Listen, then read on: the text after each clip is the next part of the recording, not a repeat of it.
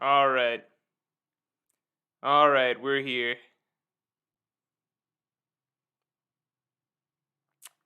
What are these time estimates? What are these? You guys are so off on the time estimates. All right. Yeah. Lork, Lorge, Warge. There's a Warge in there. All right. Let's talk about the chapter. Is that hair gel? No, I just took a shower.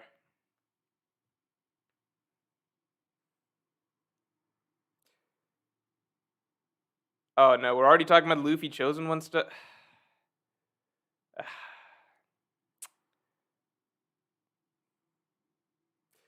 Already talking. All right.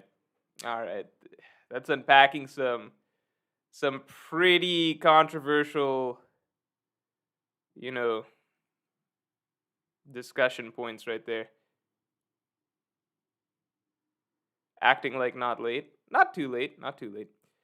Joy Boy, the legendary Super Saiyan, has returned, says Polo Master. We're gonna find out, man. We're gonna find out a lot in the next couple chapters. Boiling Odin said shower question mark, fake One Piece fan.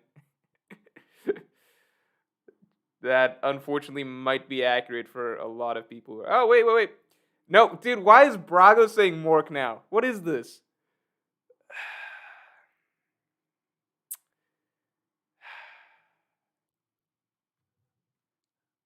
Brago's calling me Mork. Spread everywhere.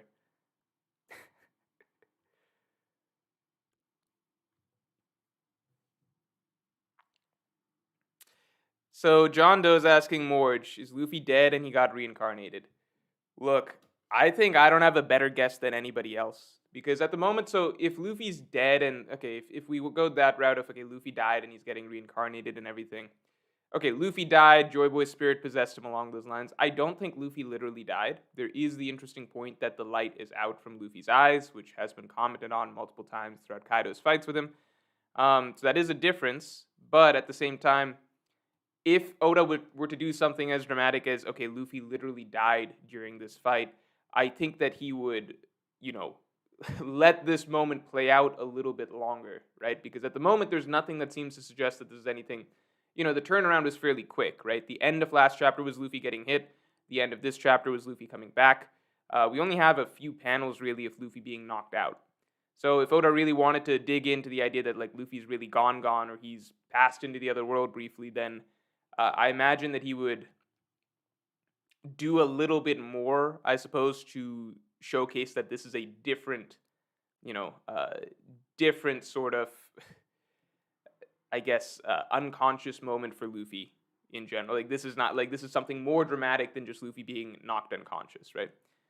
So I guess that's. I mean, you would even have someone like Kaido basically say something like Straw Hat Luffy has died, which Kaido did not do. So there's certain aspects that make me think no, it's not like I don't. It's possible Luffy died, but it feels like the turnaround was a little too quick, and Oda didn't linger enough really on the idea of Luffy being out for us to think that okay, this is not just Luffy being knocked out in a really brutal way, but rather this is Luffy straight up died. I imagine Oda would have a character like Kaido or someone like point that out to make it more clear, and then when Joy Boy repossesses him or whatever, then it's something a little more dramatic. Behanort says, I want Luffy after waking up to grab Kaido like Ichigo grabbed Aizen and bring him to the capital and have his final fight there.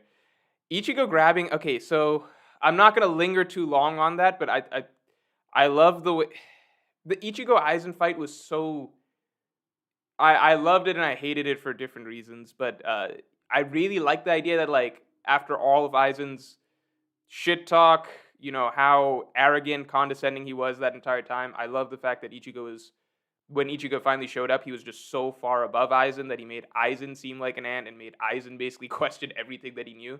I like that aspect of it. At the same time, it made for a really, really, really quick and not particularly tense fight. It just made for such an easy, quick fight. Like Ichigo was he just wrecked him.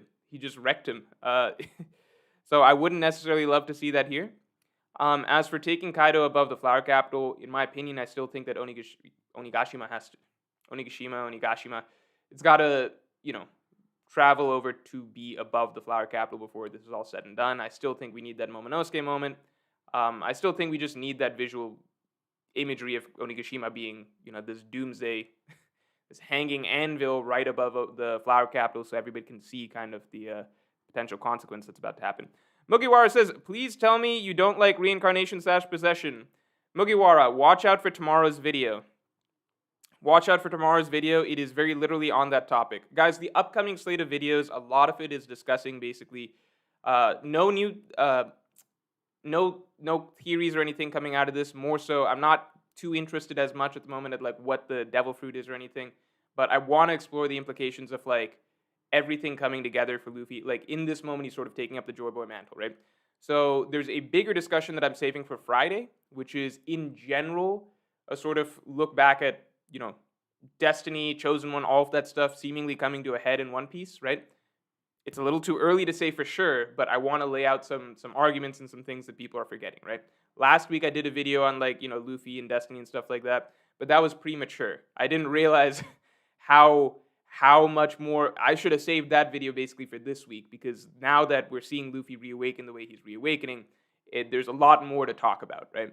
So I'm saving that video for Friday. Tomorrow's video is just addressing the point of reincarnation, just focusing on reincarnation, because that is a separate discussion. There's so many different discussions that come out of this, like, okay, so what if Luffy's Chosen One, Destiny, Child of Prophecy, etc., his whole path scripted? That's one discussion. Different discussion is, what if Luffy is literally Joy Boy reincarnated, like some people are saying? I feel like we got to separate those two discussions, and we got to talk about reincarnation first, get that out of the way. Tofi2000 says, do you think One Piece will have a really big plot twist which will turn the story upside down? BTW going to see The Batman tonight. Did you watch it? All right, I'm going to ignore the first part of your question. The Batman, I actually really wanted to... No. Batman went through a cycle, right? And I think I've talked about this before. Initially, I heard about it. I was like, this is stupid. This is a dumb cash grab. Then trailers came out. I was still like, okay, the trailers don't look bad or anything, but, I'm not going to go watch just some one-off Batman movie that's probably just going to be an attempt at a pale imitation of The Dark Knight or something. That was what I thought. Then I heard people talking about it, right? And I'm seeing I've seen nobody who has anything bad to say about the Batman, and everybody is saying it's great, and a lot of people are saying it's the best comic book version of. It's the most true to, Batman sort of movie, right? So maybe The Dark Knight was a better movie or something like that. I don't know. I can't compare. I haven't seen the Batman, but people are saying that this is the first time it really feels like Batman is on screen. And I've always said that I've always felt that The Dark Knight, really, really, really good movie, but because it's trying to be so grounded, etc., it's not a good Batman, if that makes sense. It's kind of like, okay, imagine if Batman was capable of fighting like 4 to 5 thugs at a time or something. Like, I never felt like Christian Bale was really, like, it's not like Batman, the animated series sort of Batman, where it feels like this sort of, like a little bit step above reality, if that makes, like 2 steps detached from reality, sort of, where it's still just a regular dude in a suit and everything, but there is a sort of aura, sort of comic booky feel and everything to things that he's able to do that make him feel like, this mysterious, unstoppable force of the night, or whatever you want to describe him as. So I'm interested to see the Batman now. I'll probably see it sometime this week. It's kind of like maybe how I felt with like Sonic, where I don't care about Sonic even with what people are saying nowadays. Did Brago leave? Did he just come to call me Mork and then leave? That's cool. Thanks. Yeah, Phantom Greyfire says, like the stream. I agree. Like the stream. Mr. S says, Mr. Morge, man like Morge, looking hench again, sir. Did you hit the gym over the weekend? Thanks, Mr. S. So you have to hit the gym more frequently than just the weekend, but I have been going to the gym. I went to the gym earlier today, actually, and then I took a shower, and then I did this stream, so you guys can kind of track my timeline of events leading up to this stream. And actually, funnily enough, I don't go to the gym on the weekends because that ruins the weekend, so I only go on weekdays. Inferno says, I don't think Rufy died. He says Rufy. I don't think Rufy died because he wasn't smiling while dying. He's a D after all. Good point. Excellent point. I mean, I don't think Luffy died either. I think that's something that fans are kind of jumping to because there's nothing that Oda's really... again, you would have someone like Kaido say, "Hey, everybody, Luffy fucking died," or something like that's a very impactful thing to tell the Alliance if you want to make them lose their hope, break their spirit, etc. Mugiwara says, "I think Momo gonna give a speech because he stopped pulling clouds, and when Kaido goes to attack them, then Luffy comes in to give Kaido lethal punishment." Side note, because Momo stopped pulling the clouds, that makes me feel like, yeah, Onigashima is, because now there's nothing really pulling Onigashima away from the flower capital, right? So you would expect that Onigashima can now get to the point where it's, moving over the flower capital, so heading towards that climactic moment. I think Momonosuke might get a speech in front of Kaido or something, finally see him in human form, and then after that, potentially holding Onigashima up above the flower capital. I think we still get that moment. Yeah, when Luffy comes in, when Momo does a speech, that sounds right what you're saying, Mugiwara. Momo does a speech, dramatic speech, shows your strength of will, etc. Then Luffy comes in to save the day when Kaido's about to go ballistic on them, and then we go from there. Wolf Visual says resin/amber can store for hundreds of years. If this is Luffy's fruit, can Joy Boy store himself in the fruit through awakening? Wolf Visuals, that is a great idea. I've seen other random bits and pieces of people saying resin. It could be oil, stuff like that. But I like what you just said, which is basically, it ties together the idea of why this fruit specifically is good for Joy Boy being able to transfer or, continue to live on through the fruit basically over a long period of time. That is an interesting idea. Cigar Verk says, it looks like Luffy Zoro will be Sun and Moon, like Shanks and Ben Beckman. Oda mentioned it. Yeah, I know Oda mentioned or it's a Vivre card thing, right? Ben Beckman is the moon. Listen, I'll just share right here. Everybody hates hearing me say stuff like this, but I just don't know about those Vivre cards. I just don't know about those Vivre cards. It's literally like, you know how many Vivre cards there are? You know what the chances are? Like, considering how many breaks Oda takes and the amount that he writes while he's like, what are the chances that Oda's actually writing all of these Vivre cards? Probably very low. I generally think it's more like somebody else is writing them and Oda's kind of just being like, yeah, that's good. That's my opinion on it. The fact is that Vivre cards have had inconsistencies that have to go and get corrected, things like that. I mean, there is probably the biggest one I can think of off the top of my head is like Ace having Conqueror's Haki in the novels, and then Ace having Armament Haki in the novels, but Ace not having Armament Haki in the Vivre cards. Both of those things are supposedly canon. In my opinion, neither of those things are canon because I think that Oda puts very little to no time into either of those things. But anyway, Shanks, Ben Beckman, I've heard of that. I understand why the community has agreed that they're canon, and I know that they're supposed to technically be canon, so I'm just giving my little gripe about it. But anyway, Shanks, Ben Beckman, Sun and the Moon. Both of them presumed dead. Both have incomplete narrative in this arc. Oh, you're right. Zoro dying around the time that Luffy's dying. I mean, there's always the Luffy-Zoro dynamic and how significant it is in the series. It's so funny because Sanji's existence fucks the whole thing up because not because of Sanji himself or Sanji fans, but it's like there will be periods of times where it feels like the Luffy-Zoro dynamic is really, really, really being emphasized and focused on, right? Like back when a roof piece was happening and it was like, okay, Luffy and Zoro going up to the roof, especially a little before that as well, Luffy and Zoro were being portrayed as a duo early on in Onigashima, even before they went up to the roof. So during that stretch of time, it's just like, yeah, Luffy, Zoro, very obviously, like, these two are cut above the rest, including Sanji. Many were putting Sanji below Jinbei at that point. So that was a thing for a while, and then but as soon as things start looking a little bit different, right? As soon as the Luffy-Zoro dynamic stops a little bit, and then Oda focuses a bit more on Zoro and Sanji, right? The two wings taking on King and Queen, left and right side of Onigashima and stuff. Then suddenly there's a very aggressive anti-Zoro Luffy dynamic agenda, right? Because the reality is that if you're pro Sanji, right, it is in your best interest to try and quiet down the idea that Luffy and Zoro is a significant dynamic. You don't want that to be a thing. You want the idea to be like, okay, we're a monster trio, and if anything, Luffy's ahead, and Zoro and Sanji, they're the two wings, and that's basically it. I've done this whole video before, and talking about, how the monster trio dynamic, it's just funny that way, because Zoro fans, it's in their best interest to always avoid the Sanji comparisons. They always wanted Zoro to be compared to Luffy, paired with Luffy. Sanji fans, they always want Zoro to not get Luffy comparisons. They want him a step below, back there, one of the two wings of the Pirate King, and it's just a pyramid that keeps going from a normal pyramid to an upside down pyramid, normal pyramid, upside down pyramid, And Oda's very conscious of this, and he'll swap it back and forth over time. I just think it's fun. Like, I did a whole video explaining this, and what do you know? It's like exactly how things tend to play out. As soon as any little chapter that can provide some sort of parallel between Zoro and Luffy, or any chapter that shows Zoro and Sanji as like Luffy's two wings, that show be like taken, and the people will take it and run with it and be like, this is the end all be all proof that Zoro is equal to, or like Zoro is comparable to Luffy, or that Zoro and Sanji are clearly a duo who are far behind Luffy. It's just, it shifts.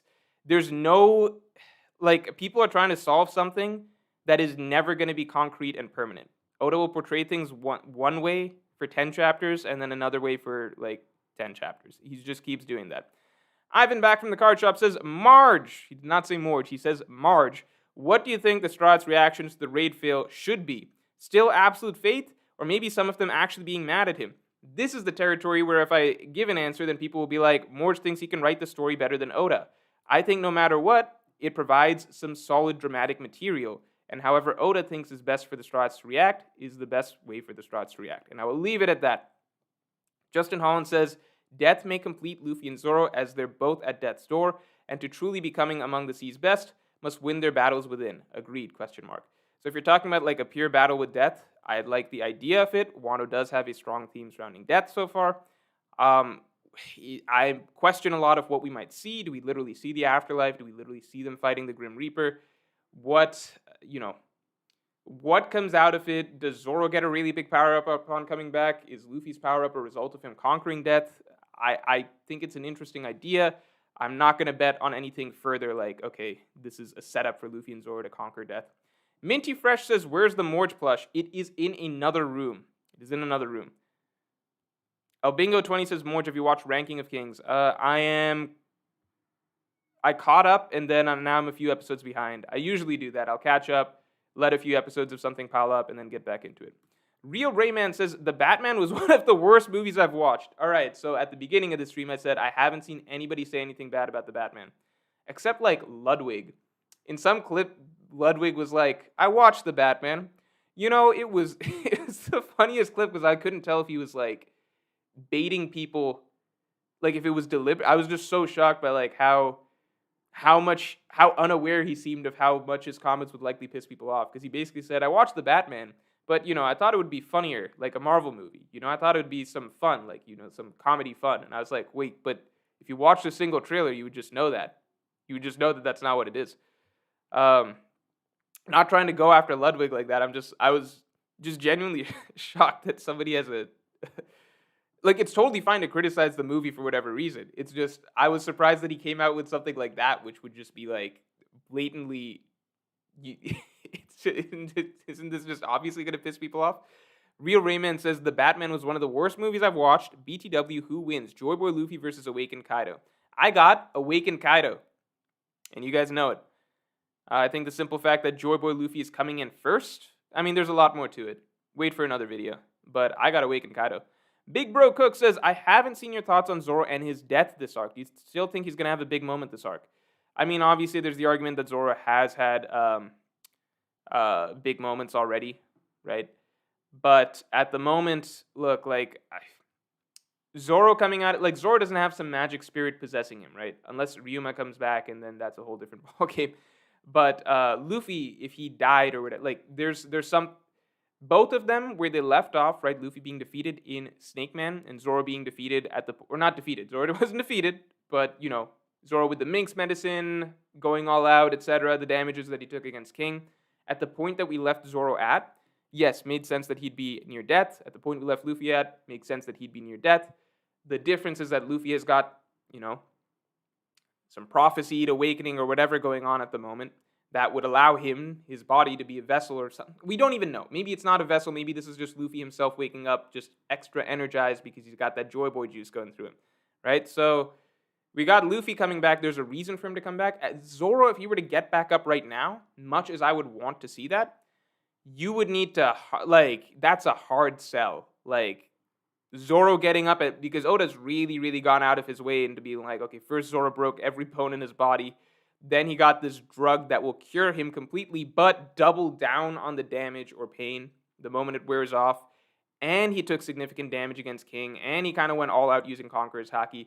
It's just, and he fell down some rocks for a little bit. So it's just, he literally was seeing the Grim Reaper. So Zoro doesn't have that extra reasoning behind why he would resurrect right here that I can think of.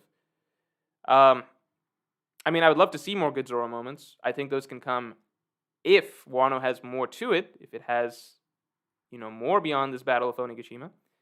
But it's hard for me to imagine. I wouldn't be against it if Zoro can get back in the fight. I'm just a little confused because it seems like Oda put a lot of effort into making it seem like Zoro can't get back into the fight. Alex says, in chapter 972, Odin gets shot in the head and dies. He then smiles post-death. Considering Luffy and Odin's defeats are mirrored, I think Luffy died. But you just said it yourself. Luffy didn't smile. So I think that it's a little bit different, right? Kivo says, message retracted. Eripe16, thank you very much, appreciate it. Yamil Diaz says, no chat on stream screen. Wait, what? There's no chat on stream? Oh, god damn it. Are you serious? Are you sure? No, you're right. How do I fix this? Oh, fuck. Oh, man. Wait.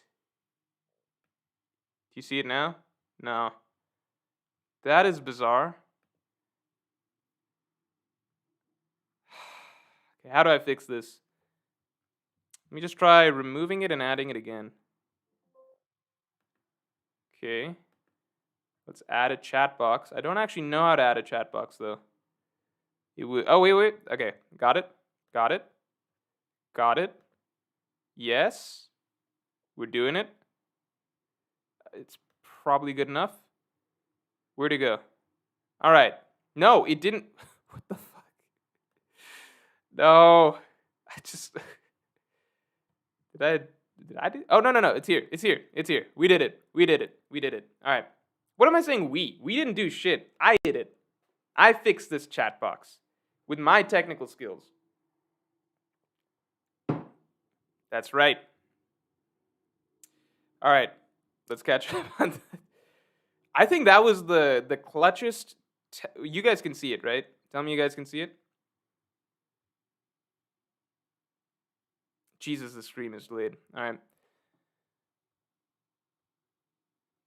Wheezy Bird says, you think Bink's sake lyrics becoming more relevant to the current events and history of One Piece add to the importance of Brook? Maybe. I would love for Brook to gain a more significant role. I dropped a video a while back on how I feel like Brook deserves more. And I think the unanimous consensus basically in the comments was, nah, he doesn't. He's just a side character. And I was like, is this a joke? But, that's cool if that's the opinion. That's the going opinion. Cuckoo Man 4504 says, what if Luffy gets captured by CP0 and the crew has to rescue him? Inverse of Summit War Saga. Instead of a Luffy-centric arc, it would be a crew-centric arc.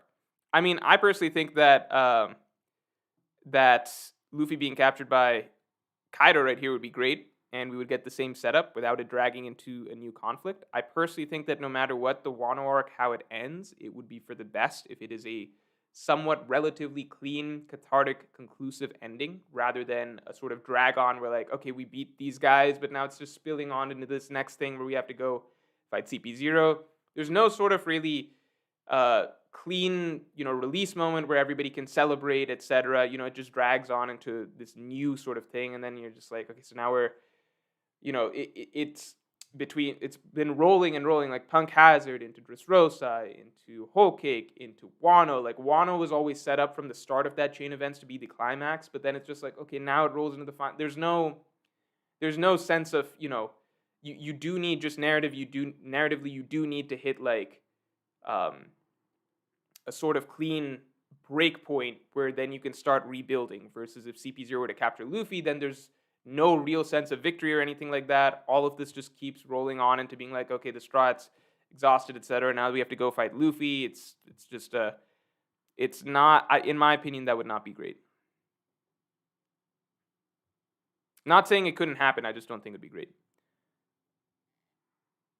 Wheezy Bird says, also, did you see Oda confirm Sanji has blue flames?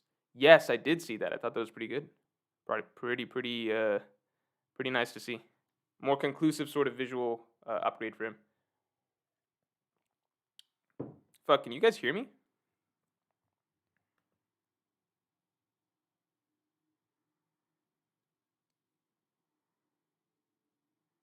God damn it. What is with the lag?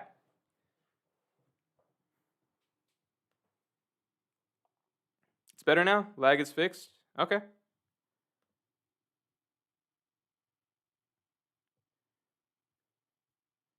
Guys, the lag is fixed. It's okay. Let me catch up on supers. Hold on. I gotta open up the other tab. Close this.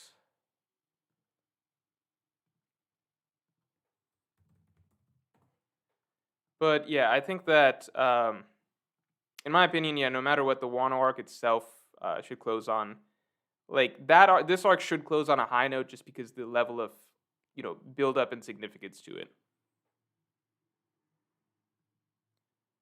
Give me 1 sec.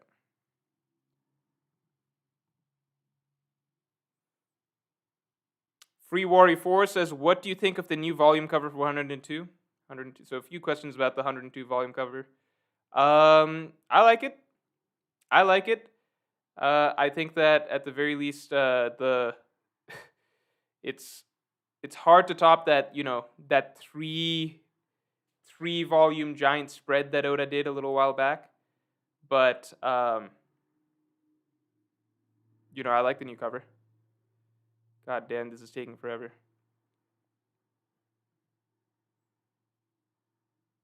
All right, here we go.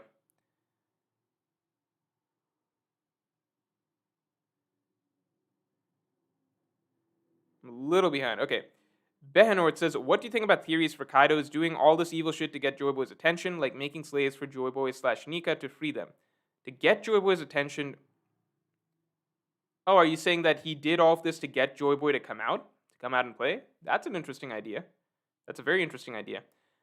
That's a really interesting idea. Miguel Gonzalez says, Kaido did say that Momo mentioned Luffy's voice. Kaido, so if that's actually a really interesting idea. Like, this whole thing was a big setup for a trap for Kaido to trap fucking Joy Boy, get Joy Boy to reappear, trap him, and then, kill him? Miguel Gonzalez says Kaido did... I'm not laughing because I think it's silly. I think it's like a crazy but really interesting idea. Miguel Gonzalez says Kaido did say that Momo mentioned Luffy's voice. Kaido did say that Momo mentioned Luffy's voice. Yeah. Keenan says, shout out to Anuj fighting for his life last stream, lol. Yeah, big thanks to Anuj Agrawal, if you're in the stream right now, for holding it down, keeping spoilers out as best as you could last stream.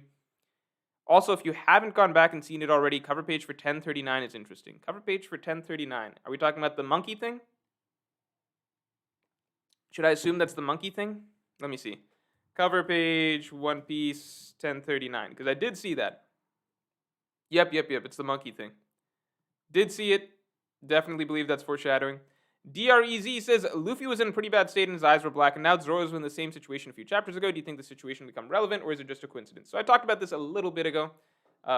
Similar super chat, but basically I think that, yeah, the idea that they're both on the verge of death.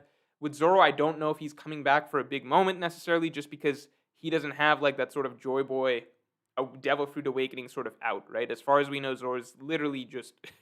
his body's in a completely fucked up state at the moment. But I do think that there's very strongly possible similarities there.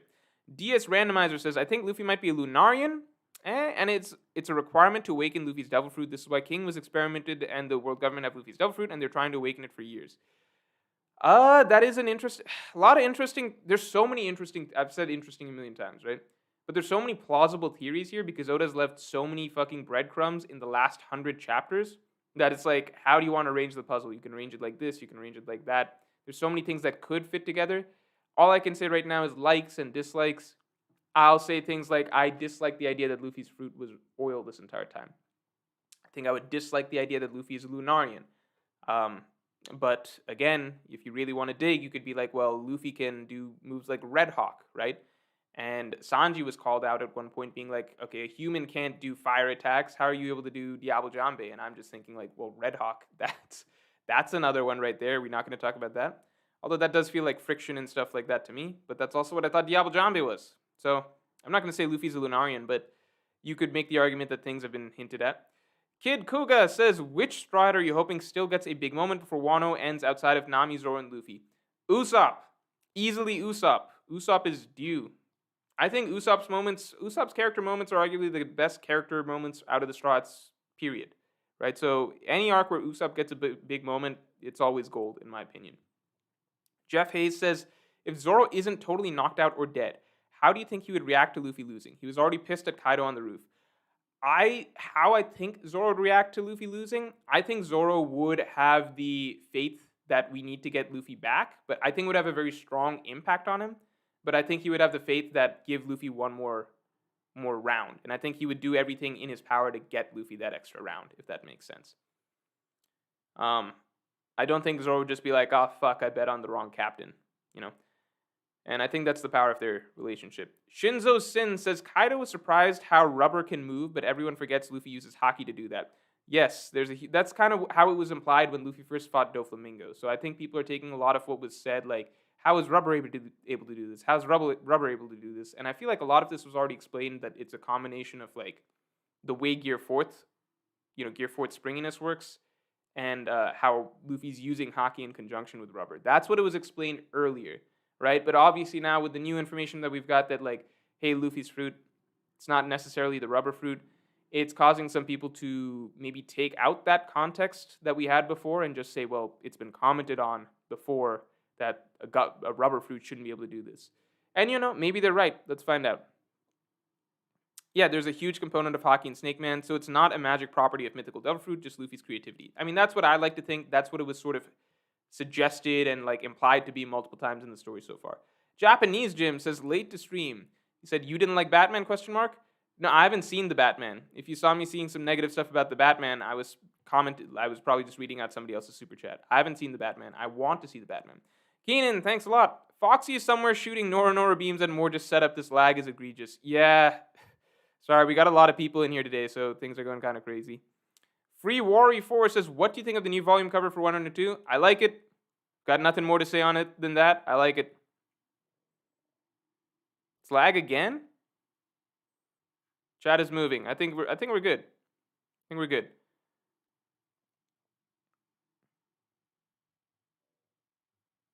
All right. I think we're good now. Am I pretty much caught up? I'm not caught up. All right, hold on. I like that the stream didn't crash. In the past, the stream would have crashed.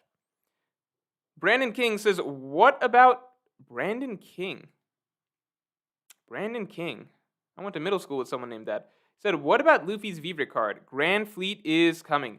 Look, guys, I can't say things like, in my opinion, yes, it would be a great setup right now if Luffy, what's happening to him right now is a trigger for the Vivre card to go off and the Grand Fleet to head to Wano for the ensuing acts in Wano that are still yet to come.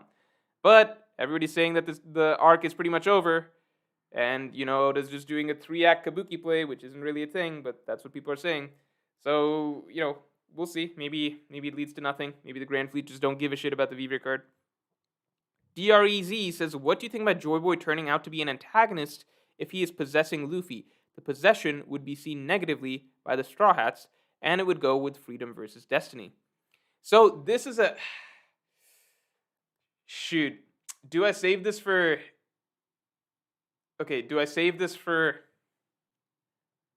There's a very, very interesting little theory that I could put together here that I've been thinking about doing.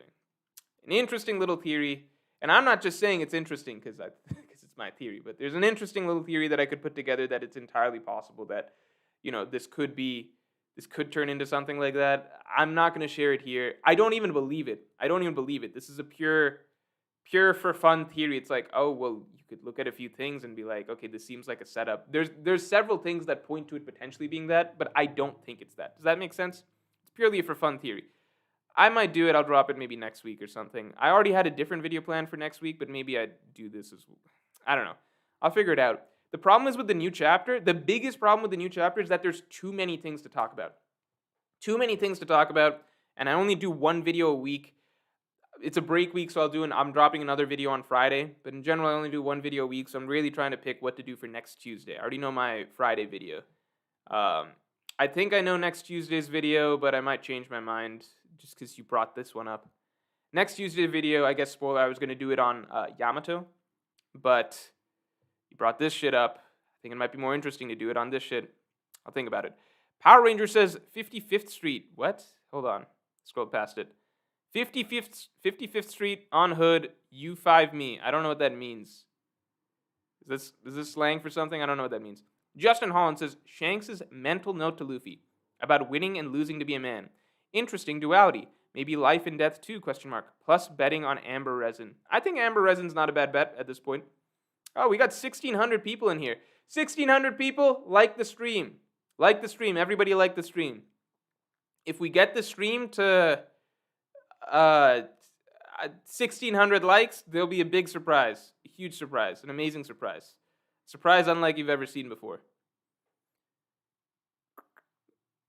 Luffy winning and losing to be a man, interesting duality, maybe life and death too. So my thoughts on that, I guess, are basically, that was something that Shanks said to Luffy in wake of the Marineford loss, right? So in wake of the Marineford loss, so it was more so just a character development type of, piece of advice from Shanks to Luffy that, like, you have to be ready to cry at points, etc. I don't know if Shanks was referring to life and death, but we know that this arc has a lot to do with death. It does seem like Luffy crossed some sort of boundary last chapter. We know Zoro is just facing death a little bit ago. I am, of course, very interested to see where any of that goes, but I can't really speculate on what any of that leads to. And like whether there's some foreshadowing for Luffy actually traveling to and from the afterlife and such. The pirate here says, you said Kaido is maybe shaping up to be your favorite villain in the series. Could you tell us what about him appeals to you so much so far? So Kaido for me, right now, I think, again, I've said this before, but I think Kaido for me right now, he has my number one favorite villain spot. He has that to lose. So by that I mean, like, at this point, there's only certain things that could happen that would make me drop him further right now. But at the moment, and I'm not counting other villains that are not yet arc villains like Blackbeard, right? Blackbeard, obviously, like, even Akainu, I'm keeping separate. Until Luffy actually, like, gets to them in the story and fights them in the story, I'm not going to count them. So I'm talking more so arc bosses, so Big Mom, Crocodile, Doflamingo, NL, Lucci, etc., right? Kaido takes the number one spot to me for a few reasons. I think Kaido, so you know what it is? I think Kaido very similar to, he's been written, I guess, I was going to pull out like the Thanos MCU comparison simply because Kaido, out of all of the One Piece villains we've had so far, he is the one that has been written the most as the protagonist of his own story, okay? Obviously, he's not the protagonist of the Wano arc, but Kaido is shaping up the most to, we can understand his story the best, right? We're getting more and more of why does Kaido want what he wants, right? How is everything that's happening right now piecing into his story and his journey as a pirate and what he's trying to achieve? I feel like we've gotten more and more of that out of Kaido than everybody else. Doflamingo, yeah, we got some. We got the backstory, right? We got the backstory. We understand Doflamingo's motivations, right? Crocodile, we can piece together his long-term motivations and even piece together a bit of his backstory, things like that. But with Kaido, I feel like we're getting that, like, with Kaido, I feel like we're in it with him right now, right? What Kaido's trying to do right now is a continuation of something that he's been building towards for a long time, and there's been events in his life that have shaped and reshaped what he thinks he's trying to do at this moment. We saw, the Kaido that met King was very different than the Kaido that we have right now. Right? We know that his battles with Odin changed the way that he thinks about certain things. And the importance, we know that he knows that Wano is important for some reason. We know that, even going all the way back to his bond with Big Mom and everything, it seems he was very different when he initially joined with Rocks. Right? We know that there's certain things that he wants right now. We're just trying to fit all of the pieces together as to what that is. But his is he is the pirate that has climbed the highest, and we still seem to be in the journey with him as to what he's trying to achieve. When we met with Doflamingo, we weren't really in it. Like, we met a man who was essentially about to lose everything that he built towards. And obviously we understood that Doflamingo, he still has this goal. He wants revenge on the Celestial Dragons and stuff. But at that moment in time that we met Doflamingo and Dressrosa, he wasn't in the process of some plan or anything like that, right? Doflamingo was happy. He was chilling. In the back of his mind, he was like, fuck the world, fuck the Celestial Dragons. I'm going to fuck their shit up someday.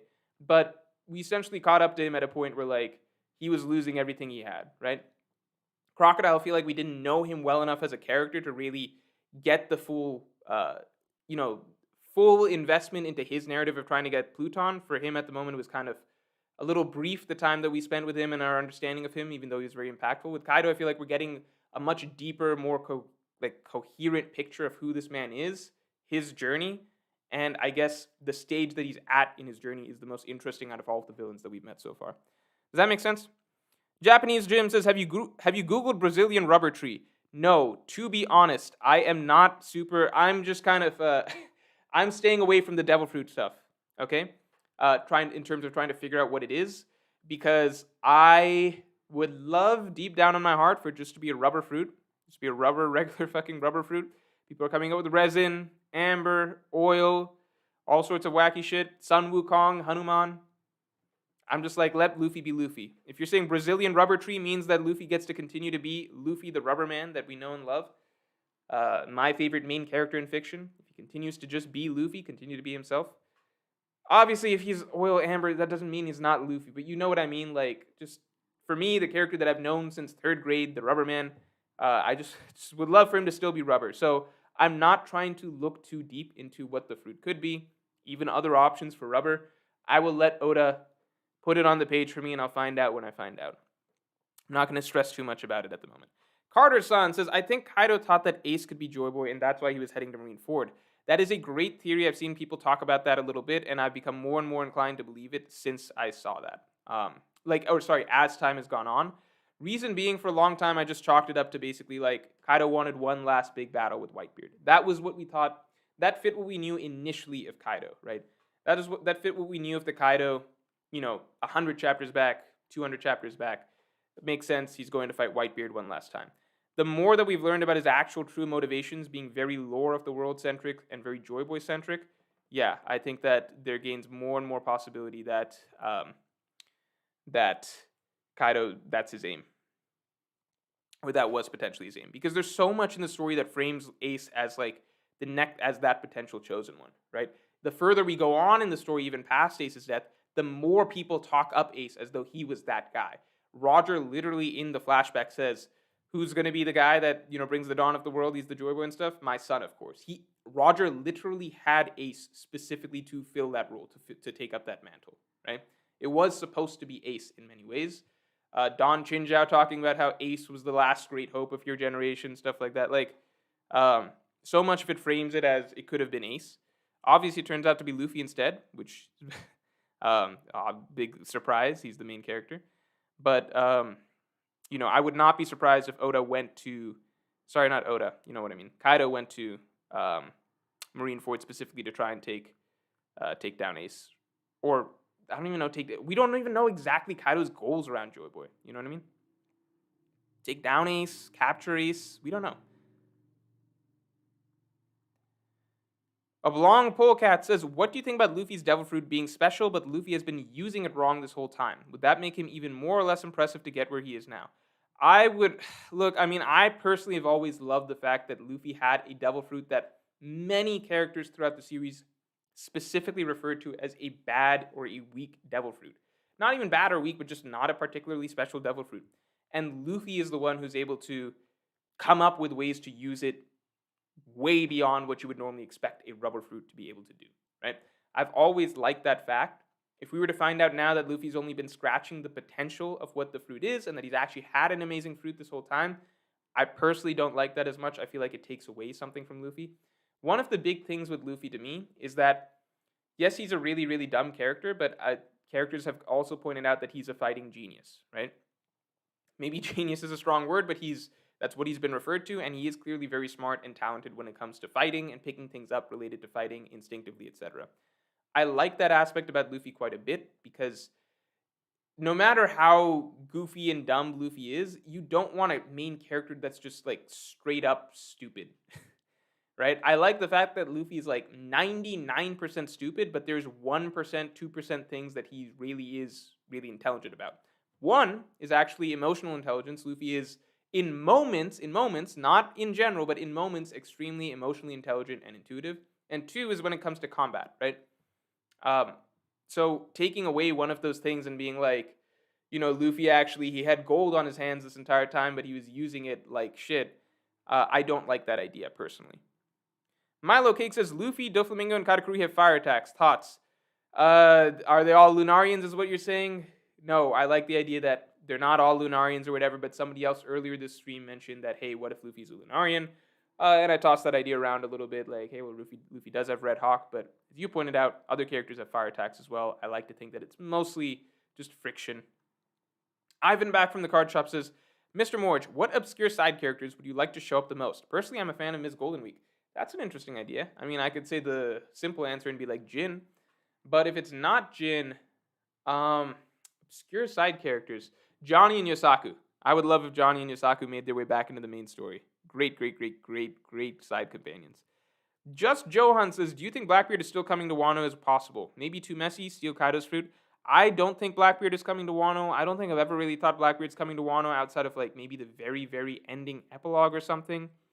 But I just don't think at this point Blackbeard's coming to Wano, even to potentially steal Kaido's fruit. Because by the end of Wano, it will be Luffy's territory, right? So another Yonko popping up at Wano is essentially a Yonko invading another Yonko's territory. I don't think we're going to get that at the very end. Terry Martin says, Chosen One is imprecise. If Joy Boy chose Luffy due to Luffy's actions, it has a different message than if he is choosing Luffy due to genes or something. Yeah, so there's a lot that can be interpreted here, right? Or a lot of ways that this can go. If it is like Joy Boy is just a spirit that notices a spirit that is perfect for him to reawaken within or something because it's good to, it's the perfect vessel or something, or like that character has the perfect qualities or whatever that would make him fitting to be the vessel through which Joy Boy can reawaken, then yeah, it's totally different because then that's Luffy. That's Luffy himself, right? That's Luffy himself being worthy of being that person, right? Versus Luffy being born to be that person, different discussions, right? Hey Yano says, imagine Kaido tortures Usopp in front of Luffy to try and break his spirit. That would be brutal. That would be absolutely brutal. Absolutely brutal. Would that happen? I don't know if Oda would get to something that dark. Ankazar Warrior says, how would you feel if someone made clips of these live streams? I wouldn't mind at all. If someone wants to make a clip channel of these live streams, please do. That would be great. I would fully support it, 100%. I actually thought about doing something like that myself at some point, but there's just the work required for it. You have to hire somebody else. Like, my editor could do it, but he doesn't watch the live streams, so he'd have to watch the full streams and then, like, just do it from scratch. It's just not that fun. It's not super worth it, but if you want to do it, then go ahead. Please, you have my blessing. Terry Martin says, people have been choosing Luffy since chapter 1. Dude, but it's different discussions. There's a difference between, like, people choosing Luffy for his character traits, right? Which is what Shanks did, versus Luffy being born a chosen one, right? These are different discussions. Keenan says, there's no way Luffy's fruit is Zoan. It's borderline impossible. I agree, Luffy. I had never thought Luffy's fruit is a Zoan. Oh, actually, sorry, what am I talking about? A couple weeks ago, I'm seeing thumbnails for, like, Luffy be, like, either Sun Wukong or Hanuman, basically. Those were the things being thrown around. I didn't like either of those, but, I didn't really watch those theories in depth because I just didn't like the idea, so I'm like, I'm not going to try and convince myself that it's this thing. I'll just wait and see if it is. But I agree that Zoan, Mythical Zoan, I'm not leaning towards that particularly. Oda might be setting up for a special Paramecia, like Katakuri, but I agree, I hope it's just rubber and this is only his awakening thing. Yeah, no, I'm on board with that. Like, maybe it's resin, maybe it's oil, maybe it's amber, all that stuff you guys are mentioning. But I do hope that at the end of the day, it is a Paramecia at least, and it's not a Zoan. Zoan feels like a whole other step removed. It's just a whole different thing. Jordan Taylor says, what if the devil fruit is the mythical human fruit, Mr. Fantastic? I don't think Oda based the devil fruit off of, like, a single Marvel comic character who's part of the Fantastic Four. I don't think that's right. Yamildia says, while others run, Carrot and Yamato run toward Kaido. Oh shit, maybe future crewmates. I don't know. I don't think Yamato's joining the crew. I don't think necessarily, like, Carrot, it's just weird because Oda can do other things with... Oda can do things with Yamato, but it's hard to explain. Like, the way I see Yamato's character at the moment, everything points to her not being written towards joining the crew. Versus with Carrot, it's like there's not much to work with, but I could see a route to like, okay, if Oda does X, Y, and Z, like that makes sense for a direction her character might be headed towards. James Vander Earden. I was wondering what makes Alabasta so good to you. In my opinion, Koza, Cobra, and Vivi and Alabasta specifically are such boring characters who should be Alabasta's emotional core. First time watching live, thanks for all the content. Thanks for joining in on the stream. I know that this latest chapter got a lot of people. People just want to hear, One Piece discussion right now. Um, so if you feel like Koza, Cobra, and Vivi are boring characters, then I think that's difficult to like. At that point, it's a little difficult to dissuade you from that notion. But I think Koza, Cobra, and Vivi, that triangle of characters. I could talk at length about what in general makes Alabasta. Two separate questions, right? Koza, Cobra, and Vivi. I think those three symbolize like the conflict of Alabasta so well, because you have Vivi, you have both. It's reiterated multiple times throughout the arc, but the tragedy of Alabasta is that everybody on both sides, they're all fighting for the sake of the country, right?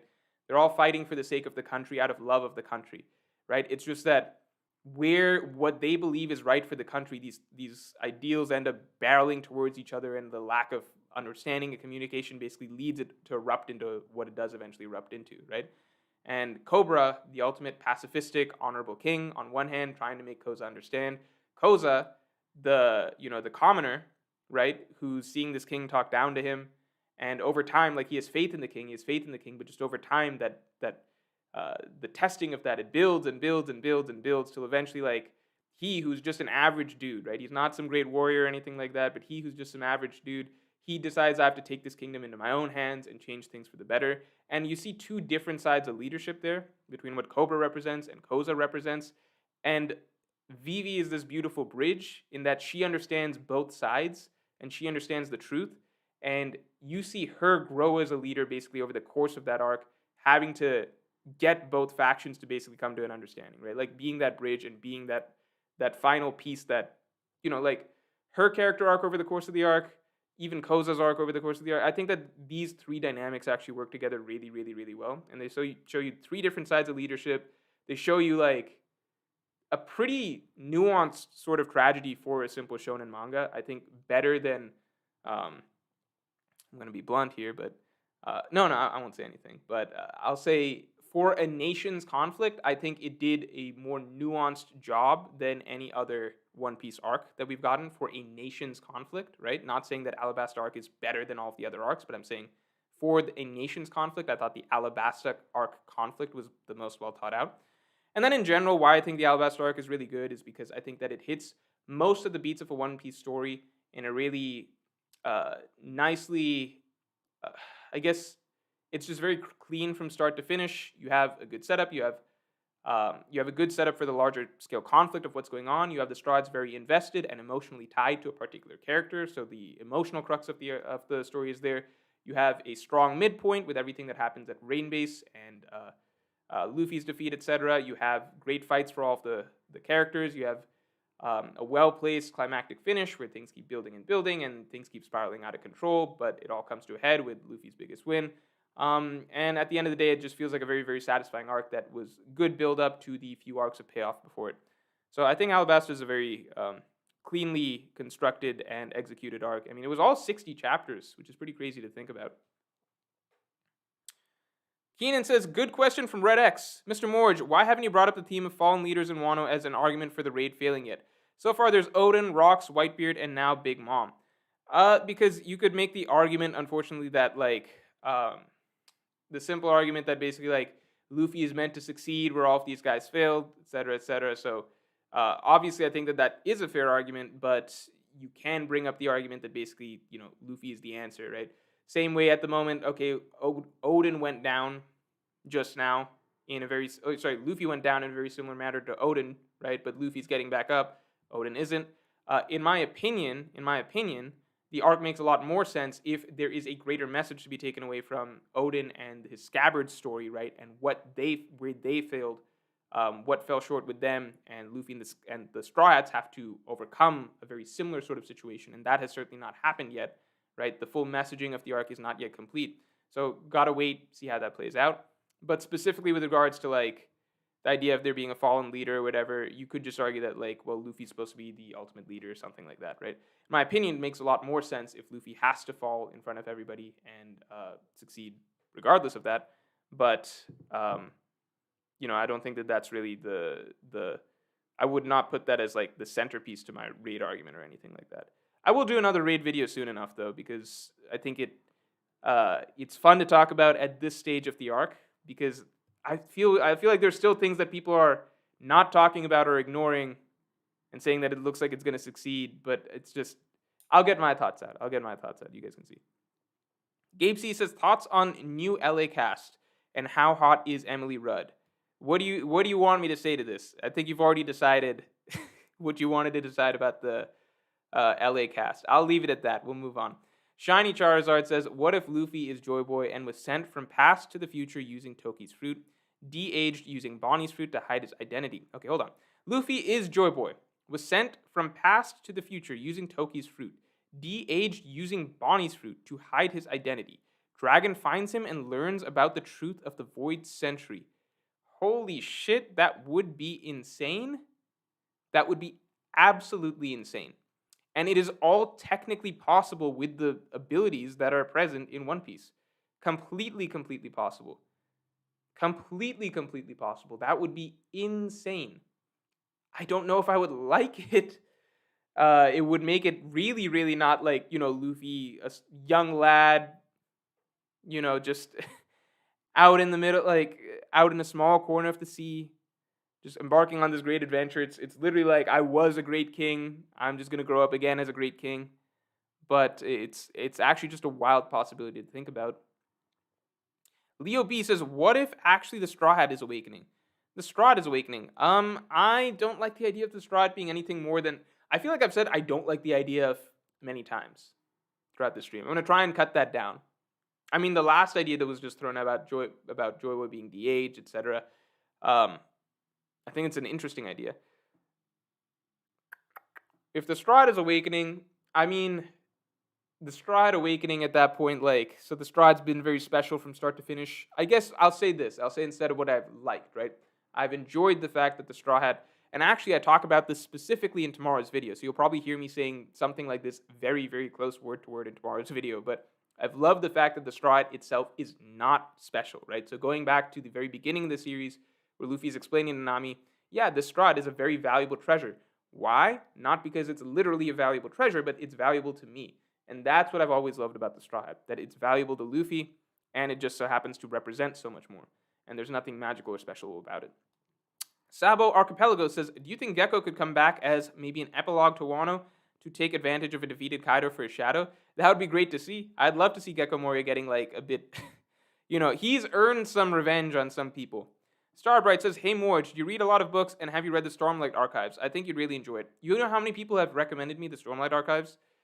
So many people. Everybody seems to believe that if I like One Piece, I will like the Stormlight Archives. I'm happy to give it a try. I've actually thought about just reading them this summer or something like that when I have a bit more time. So it's definitely, on my list of to-dos of things that I want to try. But I know that it's a hefty journey to embark upon, right? Because there's a series and then like another series, and they're all very long books and, things like that. AGMC, thanks a lot. He says, One Piece. I agree. Milo Cake says, you think Dragon or Shanks made Luffy's Vivre card? Dragon or Shanks made Luffy's Vivre card? Made Luffy's Vivre card. No, didn't Sabo say that there's a place in the Grand Line that you take like a fingernail to and they make your Vivre card? Broly Savage says, how did the Gorosei know about the awakening before it actually happened? Also, would you write your own story? I do want to, and I have plans to, and I have stuff, but like nothing, I guess, around the corner. But I really do want to. I think main goal I really want to make a movie. So that's, the script is part of that, but not necessarily write a book or anything like that. How did the Gorosei know about the awakening before it actually happened? So it might just be a bit of premonition, a bit of just getting news back and forth from CP0 and starting to come to a realization. I don't know if there's anything more to it than that, really. Miriam, the best subscriber, says, finally home and here for the tea and my usual super chat ritual. Thanks. Appreciate it. Also, don't forget to like the stream, guys. That's right. Like the stream. You guys gotta like the stream. That's very, very important. Don't forget the stream liking ritual.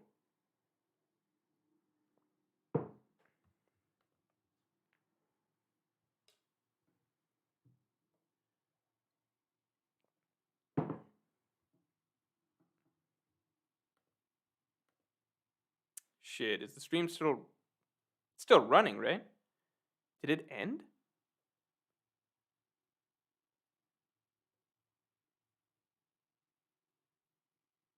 It says excellent connection for me, actually.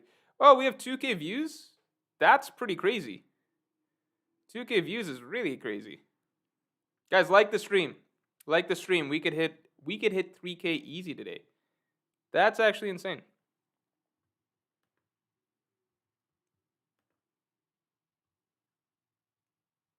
Felix C says, with the possibility of Luffy's fruit being something completely different, what even was the point of Oda making such a big deal of the number 56?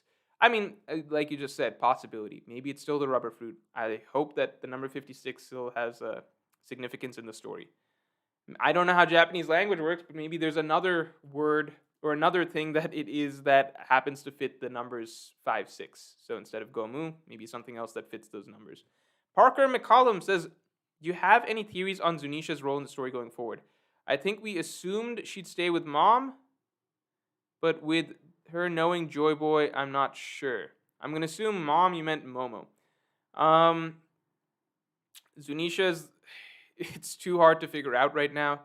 I dropped that theory saying I think it might be Pluton or something, Pluton brought to life. If it's Pluton brought to life, then I would imagine that maybe Zunisha gets captured in some way.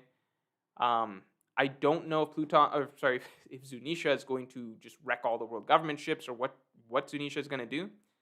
But it needs to be dealt with in one way or another, right? So Kaido could, if we think Zunisha is going down, then maybe Kaido attacks it or something. If we think that it's turning into Pluton, then I think the world government could capture it. If we think that, Zunisha is just going to take out all of the world government ships, it would be a little repetitive, very similar to the Jack situation. I mean, exact copy of the Jack situation, and basically solve one of their major problems of the world government ships a little too easily, in my opinion. But I think it would be, honestly, actually would probably be fine. Probably just be fine. Just kind of a cleanup crew sort of situation. But then after that, Zunisha, I guess we delve into the lore of why Zunisha's significance. Kids Midi 94 says, how about the simple route of Luffy's awakening being gaining the ability to stretch all parts of his body blob style, similar to Mr. Fantastic from Marvel? Then the Joy Boy stuff was something else. Yeah, I mean, Luffy's ability, we've always thought that like it's either changing their surroundings or Luffy changing his own body in some manner, right? Yeah, I mean, but then what's the Joy Boy stuff? The Joy Boy stuff looks like it's changing his body no matter what. Dennis S says, thoughts on the idea that Joy Boy could only awaken in Wano, maybe. That could be why Kaido said Wano is special. I think that is very, very possible. There is a popular theory that's been around for, I think, several months now that I found very, very, very convincing when I read it, which is that Wano actually is the Ancient Kingdom or the remnants of the Ancient Kingdom, in which case it would make a lot of sense why Joy Boy could only reawaken here.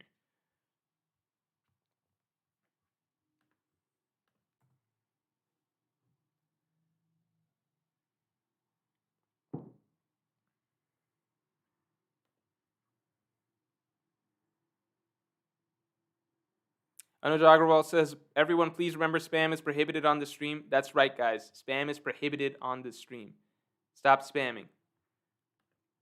But like the stream. Like the stream. Likes are okay.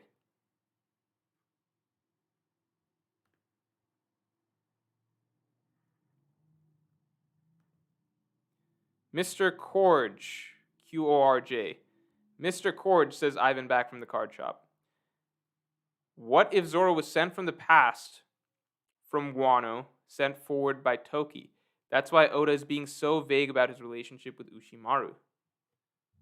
Zoro was sent from the past. That'd be really interesting. So Zoro's not some descendant of Ushimaru, but perhaps, maybe even from the same era or something, just as a child.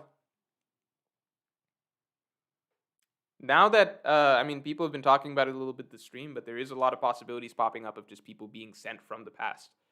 The idea that Luffy was sent from the past, Luffy is Joy Boy, sent from the past, de-aged, that's pretty crazy.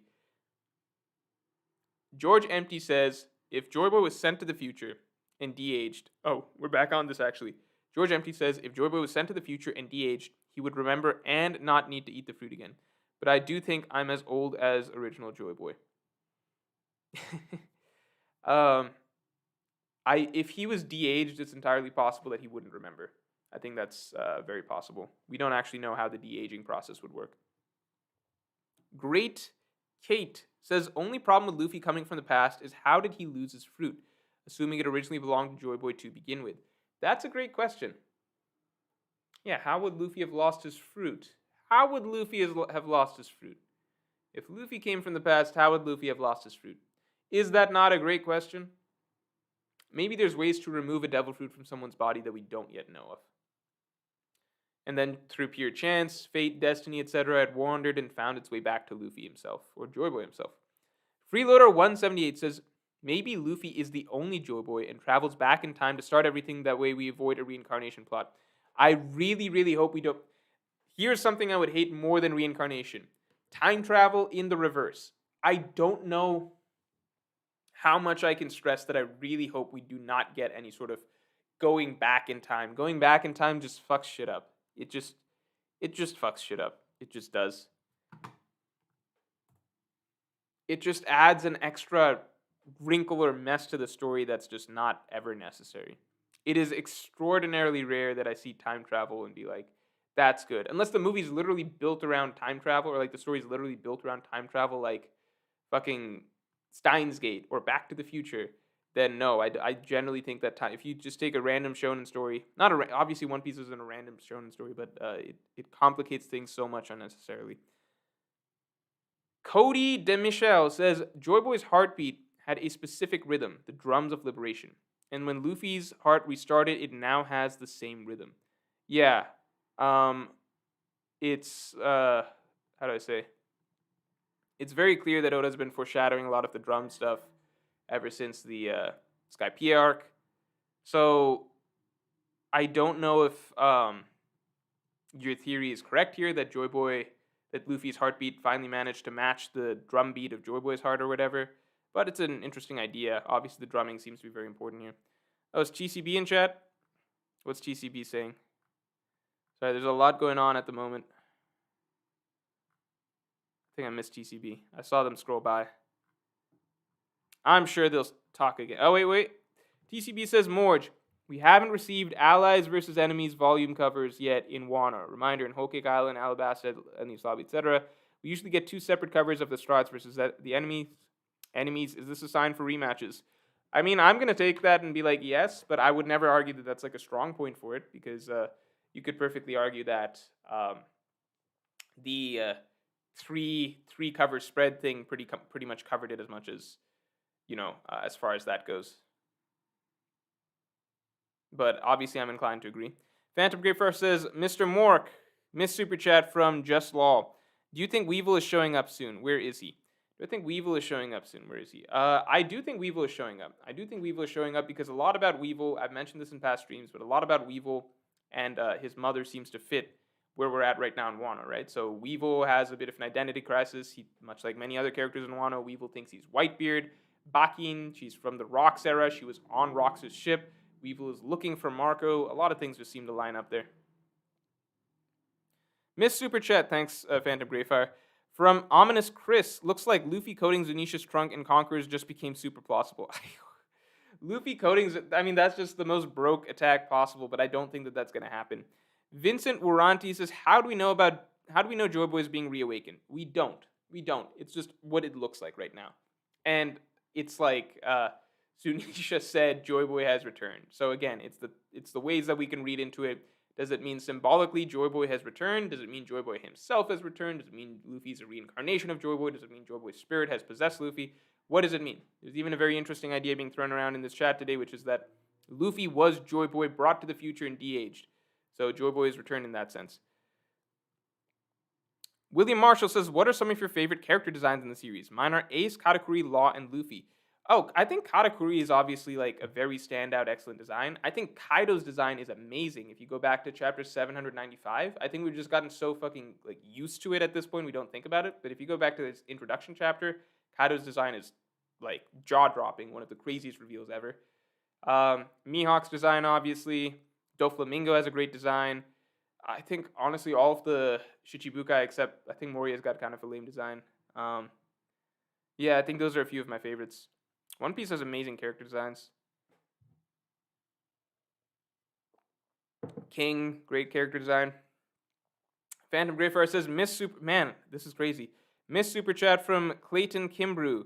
I was watching a new anime, can't remember the name, but they said Onigishima, and the subtitles read Ogre Island. That's pretty cool. That it's consistent across everywhere. Abdullah Al-Remiti. Luffy don't kill villains, but Kaido want to die. Will Joy Boy and Luffy's body kill him? Or a wild guess, Rock's debut in the manga and killed Kaido. That's an interesting idea that Joy Boy kills Kaido instead of Luffy. That's a really good way that it could work out. I mean, I would really not be happy if... also, I don't know, is AED... I don't know this currency, but 1,099, that seems pretty crazy. I'll look... seems like a lot. Thank you, I appreciate it. I have no idea, though. I don't like the idea that the victory would be Joy Boy's rather than Luffy's. So if we're getting into that territory of Joy Boy doing things that Luffy wouldn't do, then I think there's problems for other reasons. Phantom Greyfire says, Mr. Mork, Super Chat, Miss Super Chat from Milo Cake. Bollywood dance at 2K likes. We're on 1.1K likes. That's not true. We're at 1.2K likes. And I'm not going to do multiple Bollywood dances, right? I already did that other one. If we get to 3K likes, I think we might have another Bollywood dance on the table, though.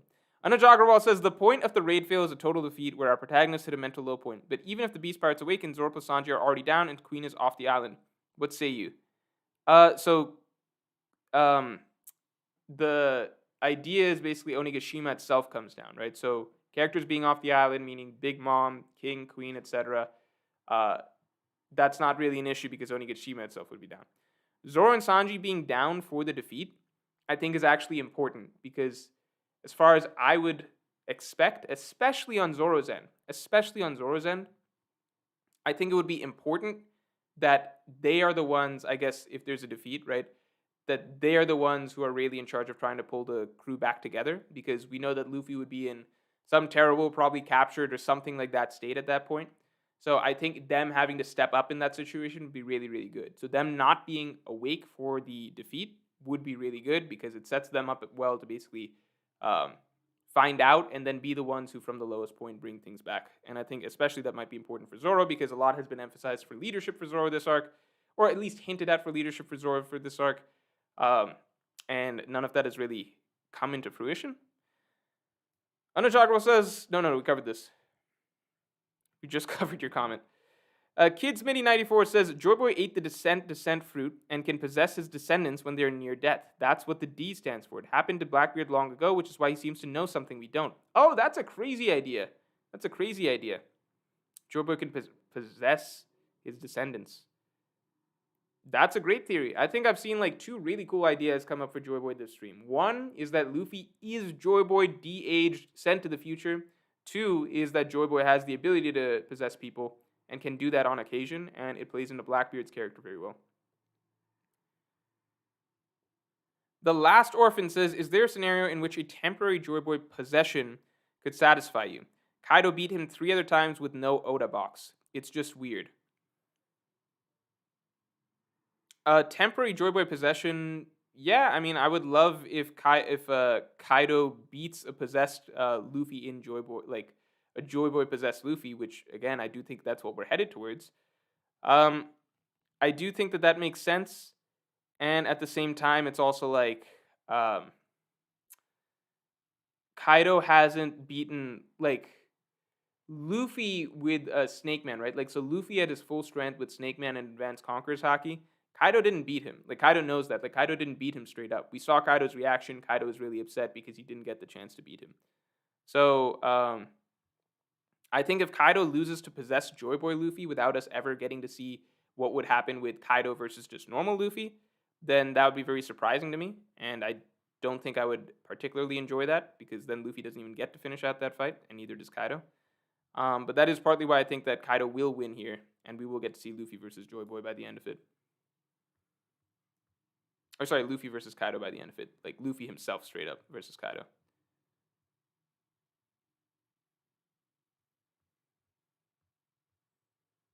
Sabo design though, I'm not a big fan of Sabo's design. It's cool. It's a cool design.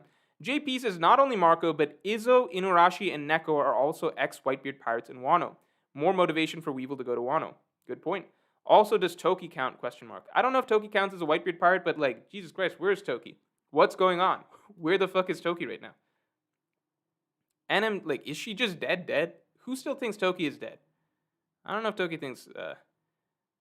K Sendo says it's $300. Oh wow! Thank you so much. I really, really, really, really, really appreciate that. I didn't know conversion rates or anything like that, but that is amazing. Thanks a lot, man. NMJR says, do you think Luffy's fruit is resin, and the flammability of it is the only thing that can destroy a devil tree? That's why the Gorosei wants him dead. Do you think Luffy's fruit is resin, and the flammability of it is the only thing that can destroy a devil tree? Maybe. Why would they want to destroy a devil tree, though? Abdullah, seriously, though, that's really crazy. Thank you very, very much. That is probably the biggest donation anyone has ever made on this channel, so I really, really appreciate that. I'm sorry I just didn't understand right away the significance of that, but that is really, really amazing. Thank you. Vincent Waranti says, did you see Bink's Sake song foreshadowing? Yes, I've been on Twitter. Everybody has filled me in. So much discussion basically right now.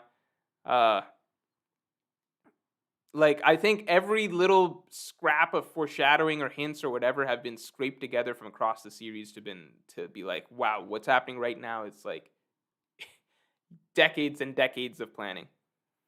Kakashi Snitch 9 says, do you think we'll see Kaido's backstory around the next 10 chapters or so? I wouldn't be surprised if we got it in the next 5 chapters or so. Right? Kaido's backstory should be coming soon. I imagine once the fight with Joy Boy begins. Matt Getty says, you think the D-Clan are those who Joy Boy can resurface through, and Luffy just met the conditions required. Hence the whole smiling at death with them all.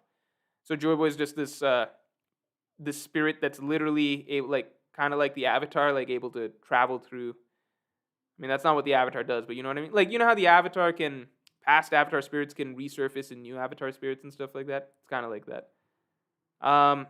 That's possible. That's definitely possible. Right now, there's so many things that seem just possible. Like, all I could say is, yeah, that might be it. That might be it. That might be it. AI says, what if Luffy wakes up but he acts like he ate a smile? Oh, like just laughing at everything? Oh, that'd be so cool. It ties in the smile concept into this arc. There's so many. It's actually blowing my mind right now because, like, I thought I like saw enough things all over Twitter over the last few days, like all the ideas you could possibly throw out there. But I'm just from the stream, the ideas that people are pulling up make so many smaller things connect. Yeah, the smile fruit. I mean, like, just Oda including that, possibly even just as a tease for the idea that, like, Luffy's going to be smiling and like Luffy's going to be in Joy Boy mode essentially, like he ate a smile fruit practically while he's fighting Kaido. Shmo770 says, you make some of the most professional YouTube videos I've ever seen. Oh, thanks a lot. I appreciate that. Fantastic work on this channel and your others. Thanks, man. Hope you have a great day. Thank you. This definitely helps. William Marshall says, you said before that your favorite thing about One Piece is how the world structure reflects the story, like how the red line marks the time skip and such. I don't think I ever said that's my favorite thing about One Piece. That's one of I think I've said before that my favorite thing about One Piece is the story structure in general. I think One Piece's story structure is amazing. It's long-term story structure. And the world reflects that. So that's a piece of it. But the world structure alone is not my favorite thing. Although I love the world. Right? The world is great. The world structure fits the story structure really well. Can you elaborate this or do a video on it? So for this, I mean, I did do a video on One Piece's world building. So the world of One Piece, like, I think you can watch that video. It's one of the more viewed videos on my channel. I think I cover most of the things I want to say about One Piece's world building in that video. But the story structure video is probably the video that I want to do the most. And because I wanted to do it the most, and it has the most I have to say on it, that's why it's going to take the longest to make. And that's why it's not going to be for a bit. Does that make sense?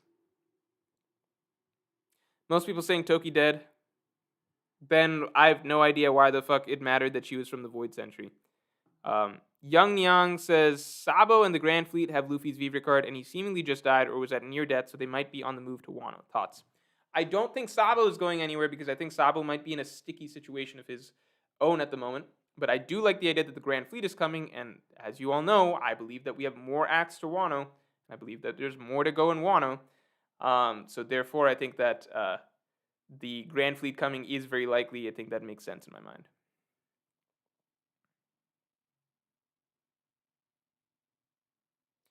Ramen Stains, interesting name. Is it possible that we see an inverse of Straw Hats versus Oars in Beast Pirates versus Joy Boy? We see an inverse of Straw Hats versus Oars in Beast Pirates versus Joy Boy. So, I'm sad that you said this because, look, I'm not doing this video then Tuesday. Earlier in the stream, I talked about how a little bit like there's potential for like essentially evil Joy Boy. And that's the main thing, which is that a lot of this arc is drawing from Thriller Bark, right? Well, actually, Thriller Bark is probably drawing from this arc. And that was an arc basically where the Straw Hat crew, they fought Luffy, right? They fought Luffy, essentially Luffy that's not exactly himself. They fought Luffy, right? So I do think that there's precedent that might be what this arc ended up being about. I don't think that there's as much setup for that happening this arc as there was in Thriller Bark and things leading up to that. But now that it's been brought up here, I don't know if I'm going to do that video. I might just do the Yamato video instead that I was planning to do. But that's the general idea. There's softer reasons if you go through Thriller Bark and like some similarities as to why them fighting Luffy here might be the same as basically like because that arc itself did have a bit of identity stuff for Luffy, like Luffy, like Oars Luffy, Nightmare Luffy, and then finally Luffy himself finishing out the arc. But now I'm gonna drop that video. I don't know, man. I'll think about it, but it's already been talked about a little bit here. Word now says, what if Luffy doesn't? Oh, when I say drop that video, I mean as in I'm not gonna do it. Not I'm gonna drop the video like I'm gonna release it. But that was something I was thinking about for Tuesday. I think I'll do the Yamato video instead. Word now says, what if Luffy doesn't wake up now and the Alliance has to protect his body for multiple days from Kaido so that he can finish his transformation? The Alliance has to protect his body for multiple days from Kaido? They can't do that. There's no way you could convince me that the Alliance can protect Luffy for multiple days from Kaido. That would be insane. In the state that they're at right now, Zoro was looking at a Grim Reaper 5 chapters ago. Kid and Law, they are close to being done, right? If it's for multiple days, then at that point, the rest of the Beast Pirates get up. That's not me headcanoning. That's just like, if it's multiple days, the rest of the Beast Pirates are going to get back up.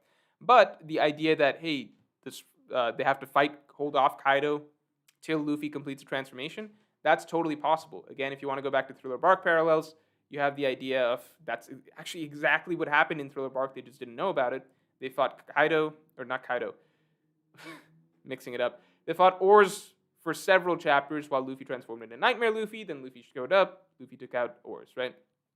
So, I mean, the possibility's there. I would be 100% down if the final even if the raid doesn't fail, if the final section of this arc is something like the Straw Hats having to band together to fight Kaido, hold him off while Luffy transforms, I think that'd be a really exciting final section for the arc. No matter how you spin it. Young Yang says, wait, we covered this? I think we covered you, right? Sabo and the Grand Fleet have Luffy's Vivre card and he seemingly just died or was that near death? Yeah, we covered this. The Pirate Hero, what's up, man? Where were you last stream, huh? I really needed some extra mods on hand to take care of some spoilers. I know Jaguar had to do it all himself. It's obvious that Joy Boy awakened the Jacket Fruit and is possessing Luffy from the past. If the Jacket Fruit could canonically become one of the most important fruits in the series, I'd be so happy. This is crazy. We have 2.2k people and actually over 50% likes. Let's get that to 70% likes. Guys, like the stream. This is actually pretty crazy, the amount of viewership and likes that we're getting off this chapter. It makes sense considering this chapter is... It's hard to... There's no comparable chapter, right? I said it in my review. This is the best chapter so far of the entire battle. And even if you took out those last pages, I still think just the drama of the chapter is the best that we've had in the entire battle. Terry Martin says, analogy. If new Yoshi tech is found that makes him top tier, it doesn't then mean Amsa is no longer the GOAT Yoshi innovator. Same with Luffy's fruit. No, it's different because it's basically like, imagine if only Amsa ever got to play like, imagine if Yoshi's not like, the difference is that only Luffy has that devil fruit, right? Only Luffy has that devil fruit, right? It's not like everybody has access to Yoshi and only Amsa is able to innovate. Out of all the people in the world, only Luffy has the devil fruit, right? And sure, you can say people in the past didn't figure it out with, like, it's on Luffy to figure it out with that fruit. Nobody else is getting a crack on it, crack at it. And sure, people in the past with the Gum Gum fruit didn't get to, I guess, awaken it or whatever. But like, how many people have even had it in the past? Like 50 over the last 800 years or so. That's not a big deal. Like that's not, you know, Luffy should be better than the average person that gets the Gum Gum fruit. We're talking about fucking, this is Luffy, right? Before it was like, oh, he's a genius among geniuses among all people who use devil fruits. Like, among every person that he ran up against, we could always be like, yeah, Luffy uses his devil fruit probably better than that guy uses their devil fruit, right? So, little different here. Imagine if only Luffy was allowed to pick Yoshi and nobody else was allowed to pick Yoshi, and then it took took Luffy a long ass time to figure out that Yoshi has some really good tech.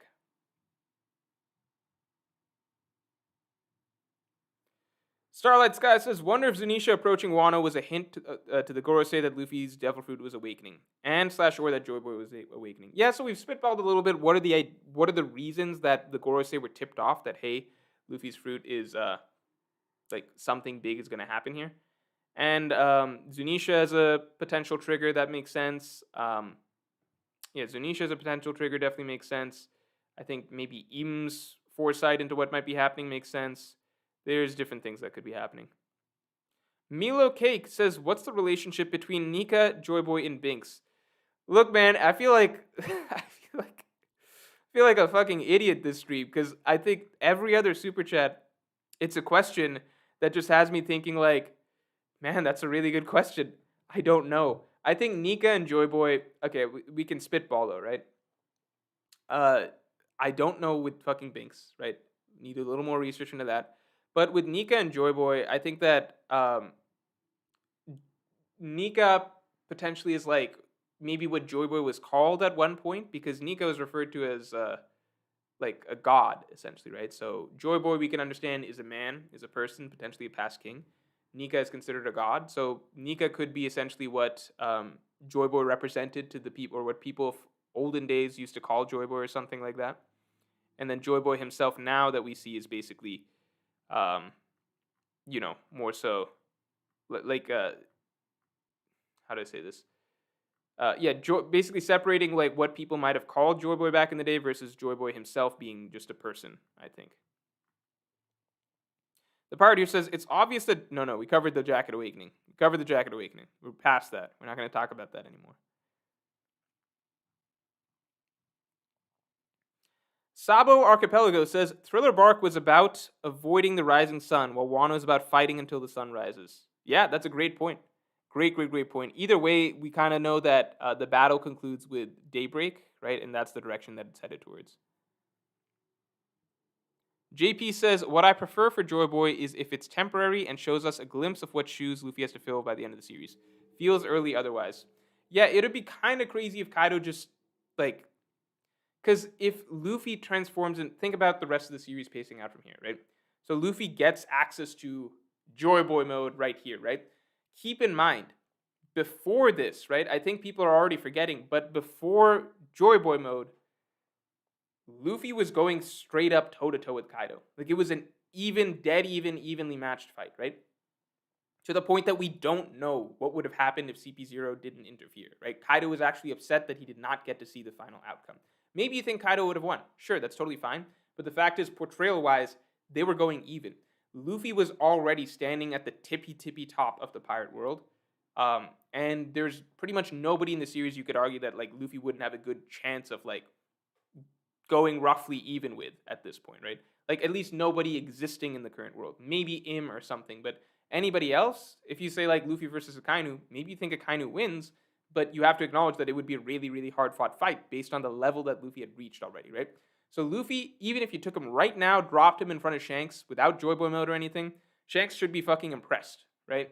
It should be, like, Luffy should be, like, close to Shanks and strength, or, like, something like that, right? Like, no matter what, no matter how you spin it. Luffy was Yonko level, undoubtedly. So now that he has another mode on top of that, it's just like, how strong is this extra level that he has? Is it stronger, like way stronger? What does that take it to, right? And in that case, is it really even fair that Luffy's wandering around with something like, because already Luffy seems so ridiculously powerful, right? Luffy walking around with that, I don't know, like, could he just fuck up Blackbeard? Like, is Im the only person that could really fight against Joy Boy mode Luffy, whatever the hell that means? We don't know. We don't know. Maybe in a couple chapters we'll find out just how strong it is.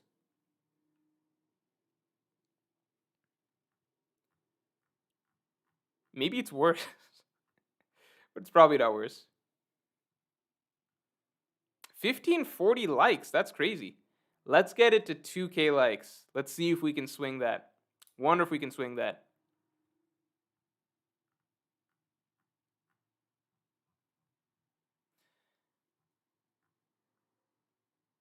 Lee P says, what if Zoro's Joy Boy and Luffy's just a sun god because it said two kings will meet in the prophecy? I don't think Zoro's Joy Boy. I really do. I think there's very little to suggest that Zoro's Joy Boy.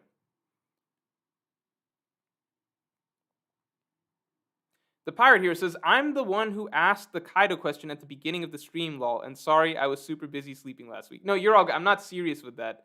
You have zero obligation to I'm just it was just funny.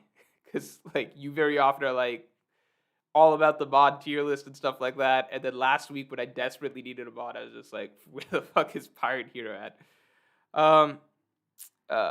Oh, you never asked for the mod tier list? I feel like you ask for the mod tier list. I feel like you're one of the first people that asks for the mod tier list. Maybe you don't. Maybe you don't. I feel like you do, though. Maybe I just project that onto you. Because I'm like, the Pirate Hero, I feel like he asks for the mod tier list. He definitely wants it. How do I say this? Risen King said, Risen King, that makes sense. Luffy probably has one of the primordial paramecia devil fruits. Thoughts, brother? I don't even know what that means. What's a primordial paramecia fruit? Like Whitebeard's fruit? Guruguru no Mi? I personally, I sincerely hope that Luffy just has the rubber fruit. He has the rubber fruit, and the rubber fruit is just good enough for him. James Fox, thanks, I appreciate it.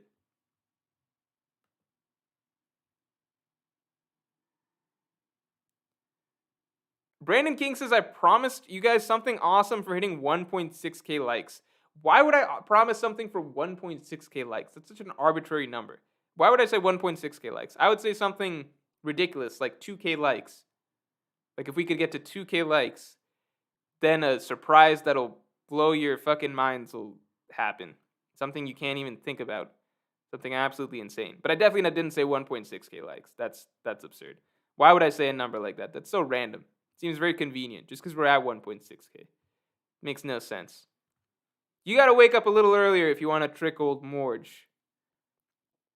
The Exalted One, the Exalted X1 says Nika and Joy Boy are the same person, and Binks was the musician on the crew. Did they have a crew back then? I don't know if Joy Boy was a fucking pirate. I don't think 800 years of will passed down just for another fucking pirate to show back up. The ancient kingdom was just led by a giant pirate fleet. Maybe. Karadin says, sorry if you already mentioned this. No worries. And I appreciate the super chat. But you've mentioned previously that identity is a key theme in Wano. Luffy as Joy Boy and his fruit being disguised actually jives with that really well. No, identity is really, really clearly, like, just across the board, every single character. Like, who are the most important characters of the last chapter?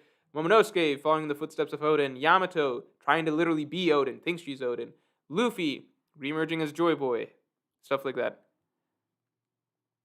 Eatham says, big check. I'm not high, I don't know what you're up to. James Fox says, when Luffy finds the One Piece, his choice will not be the same one Joy Boy made back in the Void Century. That's one way I can justify the whole Chosen One trope. Joy Boy failed, Luffy will not. Yeah, I mean, let's see how Oda does it. I think no matter how Oda does it, I trust that Oda's not going to play it straight and true and straightforward.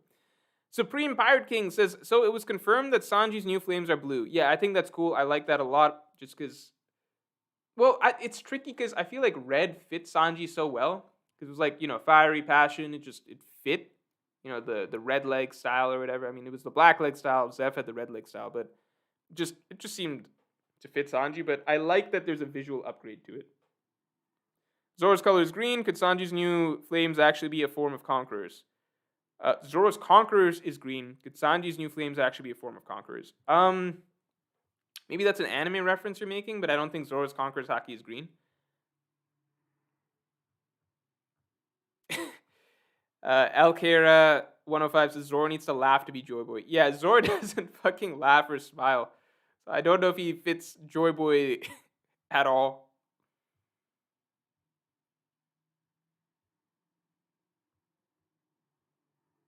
Keenan says Big Mom will be the reason. Big Mom will be the reason the raid will ultimately fail. In the midst of this Wano / Sap Sap Fruit / Joy Boy stuff, everyone has forgotten that she's crawling her way out of that hole as we speak. I'll say this, I don't know if it would be climactic if Big Mom is the reason it fails. I think if it fails, then it's more impactful if Kaido is ultimately the key to that happening. But I think it also adds to, Big Mom, if she's able to get in on that as well and kind of like when it rains, it pours, sort of. But I definitely, like, the way Oda disposed of her to me definitely suggests, because just think about it, right? Where would Big Mom, they just dropped her down a hole with some bombs, granted, but either you think that she just gets captured by the world government here, maybe possible, I don't know. Maybe Big Mom gets captured by the world government. I don't know how. As how would the world government? They would have to go into Wano, specifically pick up Big Mom and then leave with her, or she's coming back this arc, right? Because what else is she got? The drop. She's right there. Many have also speculated that she landed actually in the Mogura port because of just geographically where things line up. In which case, it's very possible that she reconnected with the Big Mom pirates who are coming through that and who might take her back up. There's some interesting theories there about how she actually might have fed the Big Mom pirates information about the port in between the last time they were knocked off the waterfall, but I won't go into that here. But otherwise, what do you think? Like, I just don't know what people think. Like, Big Mom's not going to leave. She has zero reason to leave because she still wants to kill Luffy. Like, all of her goals are still literally right here in front of her. So she has no reason to leave. She's exactly right where she wants to be. She's not defeated, like, in a very climactic manner. So it's not like she's just out, period. It's hard to imagine the world government capturing her, though I do see that as a potential possibility. So, I don't know. Kai So Fly says, I don't think Luffy is possessed by Joy Boy. I think that what Zunisha is sensing is Luffy fully inheriting Joy Boy's will as a liberator. Yeah, and I would prefer that. I would definitely prefer that. I would like that idea a lot better. Steals Your Skills TO says, you also find that win declaration confirmation. You also find that win declaration confirmation. I don't know what that means. That win declaration, like the narrator saying the win declaration? Yes, it's confirmation that Kaido won that round, but obviously in the method that he did. I said 1.6. I did not say 1.6. This is not a joke. I genuinely don't remember saying 1.6. Maybe I did. But that would have been wildly irresponsible of me to have said. 2K seems more reasonable. 1.6, that's just, it doesn't even make sense. Why? You know what? You guys are gaslighting me. This is what gaslighting is. Nice try. You got to wake up a little earlier to gaslight old Morge. I don't get gaslit that easily. I said 2K from the start, and there's no questions about that. DJax247 says, just wanted to point out the parallel between Luffy / Joy Boy and Sanji awakening the dormant Germa powers. Sanji's speech about dying if he is not the same person foreshadows the conflict Luffy may face.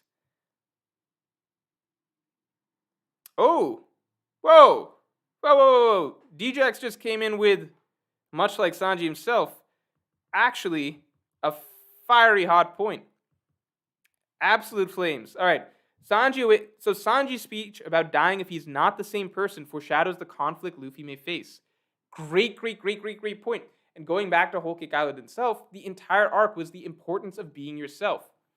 Guys, it's solved. Luffy is not going to win here. He is not going to win as Joy Boy because it would not be Luffy winning as himself. Yes, Luffy as Joy Boy could, add the same way Sanji said to Queen. If I was, with these powers, I could easily dismantle even a beast like this. But it wouldn't be me. It wouldn't be me. DJax247, you've made an excellent point. I'm actually going to potentially reference you in an upcoming video, even though you have a weird name. See, guys, this is the type of stuff that you should like the stream for, to get it to the 2K likes that was promised. DJax247. All right, what a great point. Excellent, excellent point.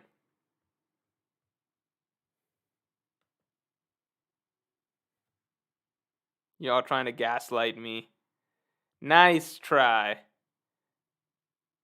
Nice try.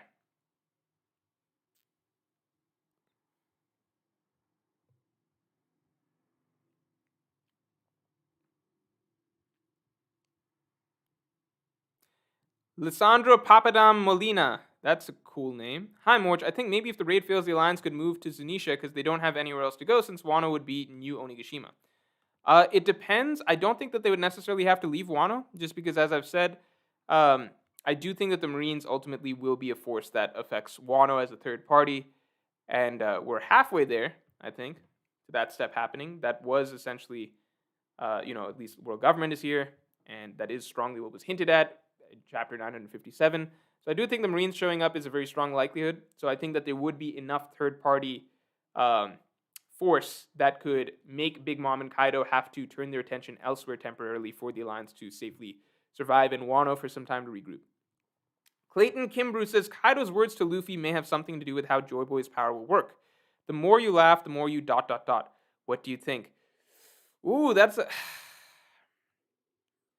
The more you laugh, the more you... I don't know. Seems something, combat related, but I think that at the very least, like, in terms of strength, it's hard to tell. We'll find out soon. We're going to get the answers to all of this long-running stuff soon. It's just a very exciting time to be a One Piece fan. Mr. Fan09, like, that's another reason I'm just so interested in Kaido's story. Like, where it's headed. Because he knows so much, and he's telling us so little, but he's going to be forced to spill the beans very soon, because his flashback is around the corner, and Joy Boy's showing up at his door. Mr. Fan09 says, Raisin, Resin. Thank you for sharing that. Appreciate it.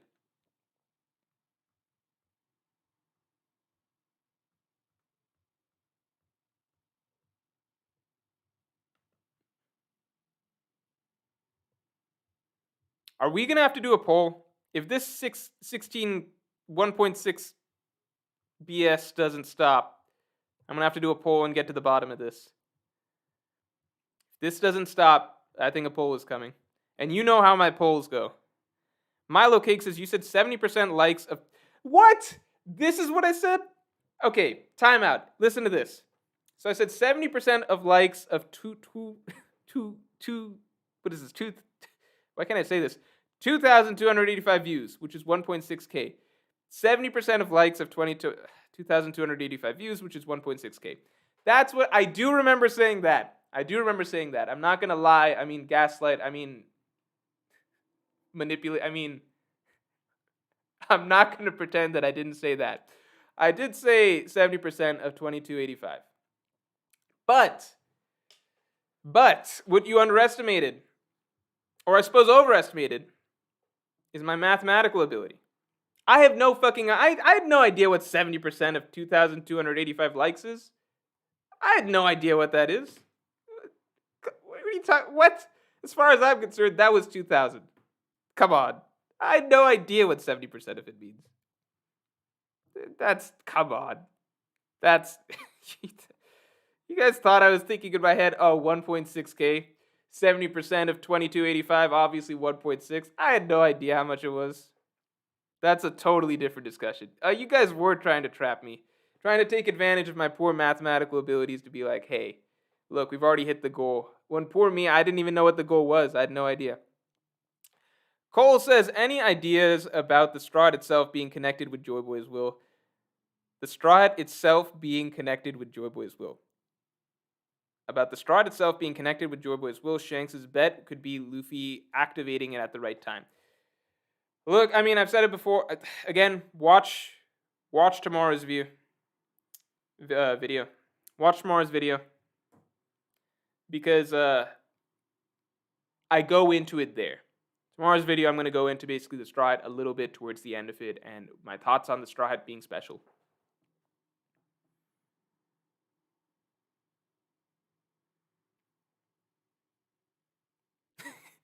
Ren3608 says use a calculator.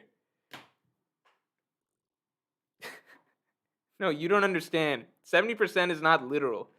It's metaphorical. Right? It's not literally 70%.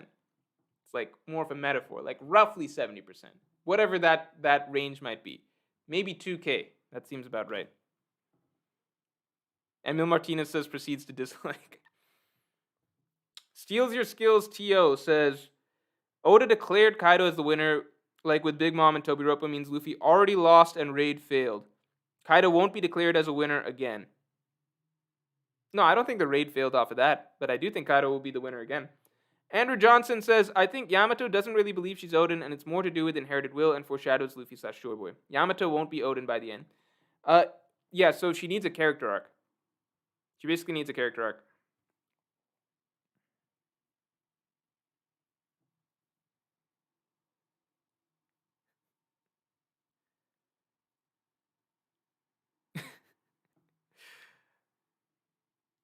Raffi says Morge is either a really good liar or easily forgets. Mr. Math back at it again. That's the Shy Guy Pro says that's the perfect name for Morge. Mont Blanc, Morgeland. Megan K. Oh, poor Megan. Poor Megan says, "Where's the surprise? Where's the surprise? There's no surprise unless we get to 2K. Then we'll get the surprise guaranteed." Jose Santos. Sorry. It just seemed like such an honest question. Sorry. It just seemed like such an honest question. It's so innocent. It's like a kid on Christmas morning. Where's the surprise? get to 2K, then we get the surprise. Jose Santos says, glad to hear someone else thought there's a slight possibility Luffy Joy Boy was no telly. No tally? If so, if Luffy Joy Boy was no tally, I think there might be a typo right there. If so, do you think Nami would be important in helping him given how she has been vocal about her unwavering trust? Fun flashback. If we go to Skypiea, so much of this seems to be, jumping off point from, Skypiea seems to be a jumping off point for so much that's going on right now. So if we go back to Skypiea, that was a Luffy Nami centric arc, right? And Nami was the person who got Luffy up there to fight Enel and ultimately defeat him. So yeah, there's like a little bit there, and obviously Nami has been focused on a couple points in this raid so far about her trust in Luffy in particular. So I think that could definitely be a setup for something down the line. I would love to see Nami basically get some significant shine right there.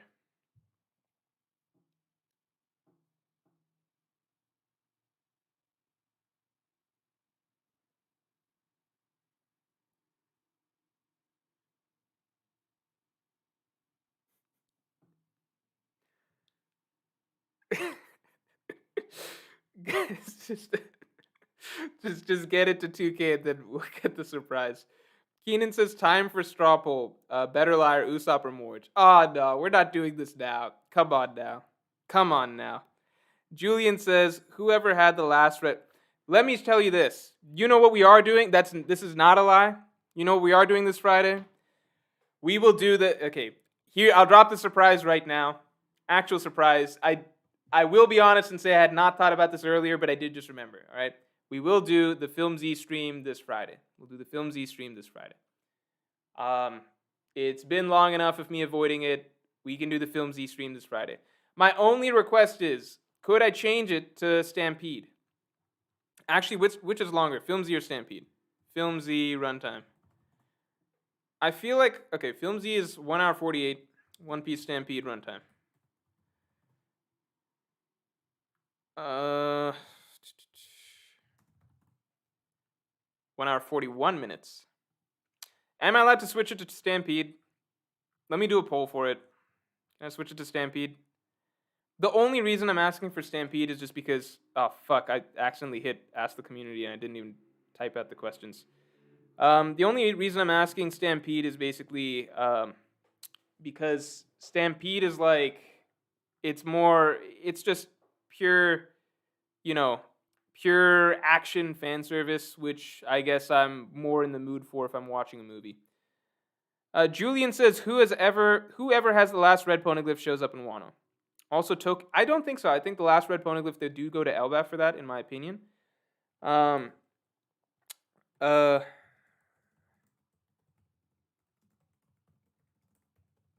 me just set up this poll real quick.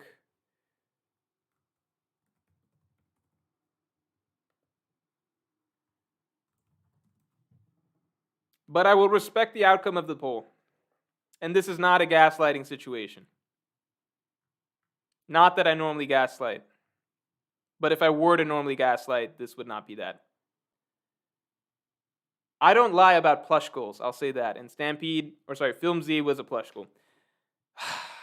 Okay, we got 51% for Film Z. But literally every vote counts here. Every vote counts. Every vote counts. Oh, 50% Film Z. 50%. You could pick Film Z or you could pick Stampede. Film Z or Stampede. You could pick Stampede. God damn it. God.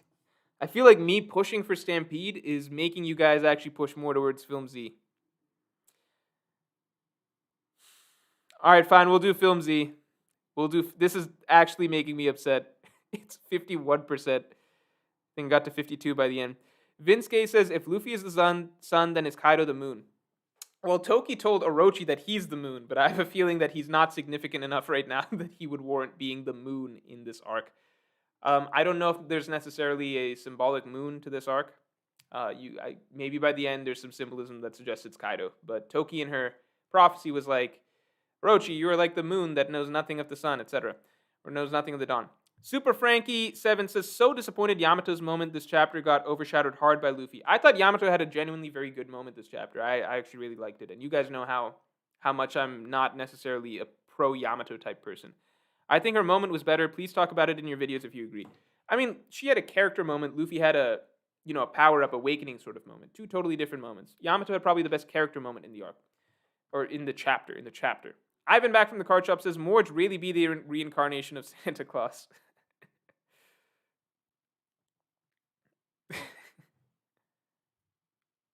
Killua says, who the fuck watches mid-piece? Why are you here? Why are you here? Yeah, we'll watch Film Z. We'll do it Friday. I did say we'd watch it in the next break week. Leo B says, Im has a giant hat. It is going to be on Twitch, though. It's going to be on Twitch. Because if I try and watch it here, it's just my channel gets destroyed. Leo says, Im has the giant hat, so the hat is special for sure. Yeah, it's probably special at this point, or it's symbolic, but it's very possibly special. Jason Legend, I have a theory on what the hat is that I put out a while ago. You can check that out. Ancient weapons in general. Jason Legend, thanks, I appreciate it. God Complex says, not stone enough this time because I have a bunch of studying to get through. All right? So you are a little bit... So you've smoked a little bit, but you're still studying. That works for some people. I definitely could not do that. I got to drop by for the relationship advice with Morge segment at the very least. Let's see. How do you do this time? How do I approach a girl at a nightclub? I'm not good at clubs and bars in general. That's not comfortable for me, and I've never been comfortable with that. I've always done better if, there's another person I'm there with, right? Then you can kind of do the wingman thing. You can do the corny stuff like, hey, whose shirt do you think is better and shit like that. You can do I'm more comfortable like that, but I've never been comfortable with, in a bar or in a nightclub sort of situation. So don't ask me on that. D-Kutch says, Nika is to hockey as Ryu is to Joy Boy. Nika is to hockey as Ryo is to Joy Boy. Nika is to hockey as Ryo is to Joy Boy. What? What does that mean? I don't get it. Nika is to hockey as Ryo is to Joy Boy. So Joy Boy is a type in Nika? Is that right? Nick Montgomery says, the thing that continually gets me is Shanks' promise to see Luffy when he became a great pirate. The thing that continually gets me is Shanks' promise to see Luffy when he became a great pirate. Shanks' promise to see Luffy when he became a great pirate. I wonder if he knew about the Goma Goma no Mi since he stole it and he has been waiting for Luffy to awaken it. I mean, yeah, that opens up like a whole new level of debate of like basically like how much was Shanks choosing Luffy basically because Luffy ate the Goma Goma no Mi versus Luffy's character traits. I like to think that Shanks didn't know necessarily that the Goma Goma, like, I like to think he didn't know. Alright, here it says, Miss Super Chat from Kobe Elmala. Dumb theory I just made up. Shanks works with the world government, secretly stole the Goma Goma no Mi, gave it to a Will of D member that could awaken it, then call Joy Boy on a silver platter to the world government. I am never going to be pro any sort of Shanks, Shanks' evil theories, because I just don't, what do you call? I just don't. I think there's no need for it in the story, and I feel like Shanks fills such a perfect role. And I think so much of like Shanks' dynamic with Luffy becomes like because it really is the backbone of the series. Not the backbone, that's saying too much, but like, even just his words for Luffy post Marine Ford, like about how you have to let your tears out, grow as a man, etc. So much of it is like twisted and ruined the moment Shanks is a bad guy, basically. So I'm personally against that. Jason Legend says, what if the D people found a way to store their soul in their fruits to protect their future generations so Joy Boy didn't have the Gum Gum fruit? He is the fruit. Oh, that's an interesting idea. He is the fruit. He is the fruit. Listrapack says, Morch doesn't care about story in One Piece movies. Yeah, because they're fan fiction. So, like, I would rather just watch action than just some weirdly written fan fiction. But,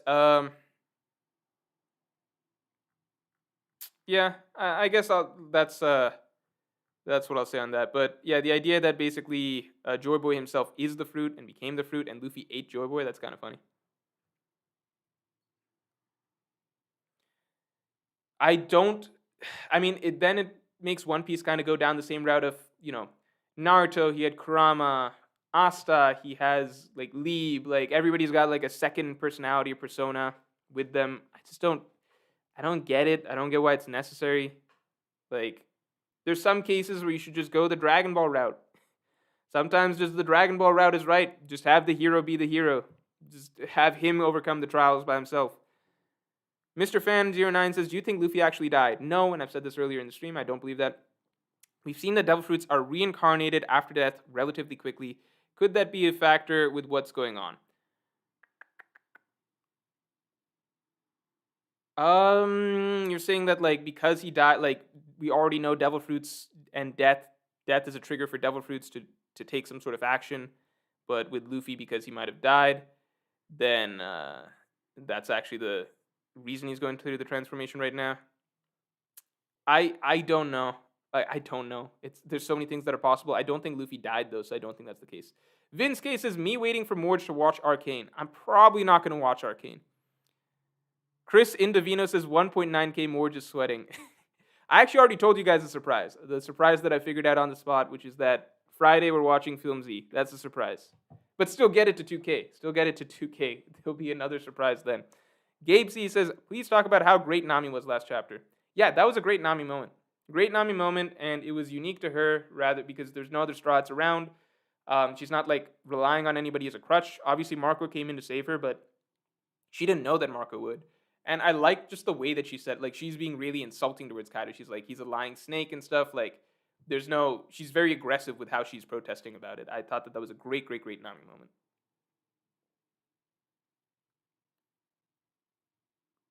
Grizzly Adams says, Morge, have you seen the leaked cover of Volume 102? Ifrit Jambe Fire is confirmed blue.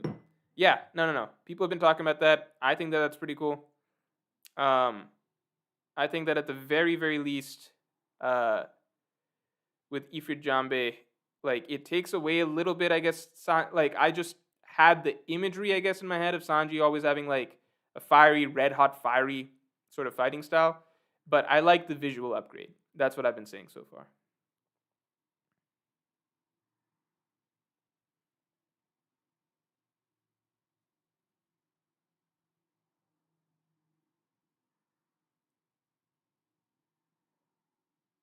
God Complex says, fair enough. A true Chad is aware of his own limits. I'll be back with a spicy one next stream.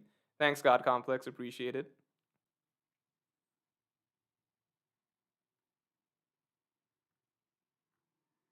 Steals your skills to says, isn't it weird to declare Kaido as a winner twice? Oda don't play with those winning titles. Usually Oda could just not give this winning title to Kaido. Yeah, but I do think that Oda wants to establish that, like, Luffy is down and out right here, right? So what the awakening that's happening, it's in the context of Luffy being down and out.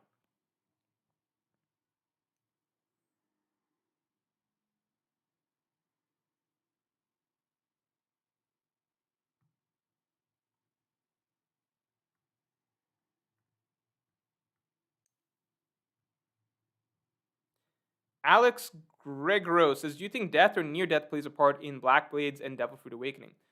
I don't like the idea that Zoro comes back with Black Blades, if that's what you're suggesting, because it's just a little bit weird. Like, if he didn't get it after the King fight, but then this weird little death tangent, then he gets it. I think that Zoro getting it through a swordsmanship battle makes more sense. Devil Fruit Awakening, we don't know, because we've never seen somebody first time their Devil Fruit Awakening, right? Katakuri, Doflamingo, etc. They already had it in the first place. But maybe Luffy, the way that what's happening with Luffy right now is actually the reason we're seeing it for the first time is because this is how it happens when you're on the verge of death. So that's pretty cool because it means Doflamingo and Katakuri both had to go through that at some point.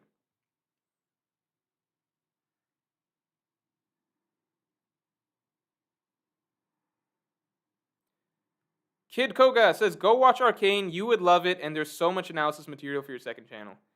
Arcane, I think I missed the boat a little bit to make videos on it. It's a little bit past the, its peak, its prime of when people are talking about it.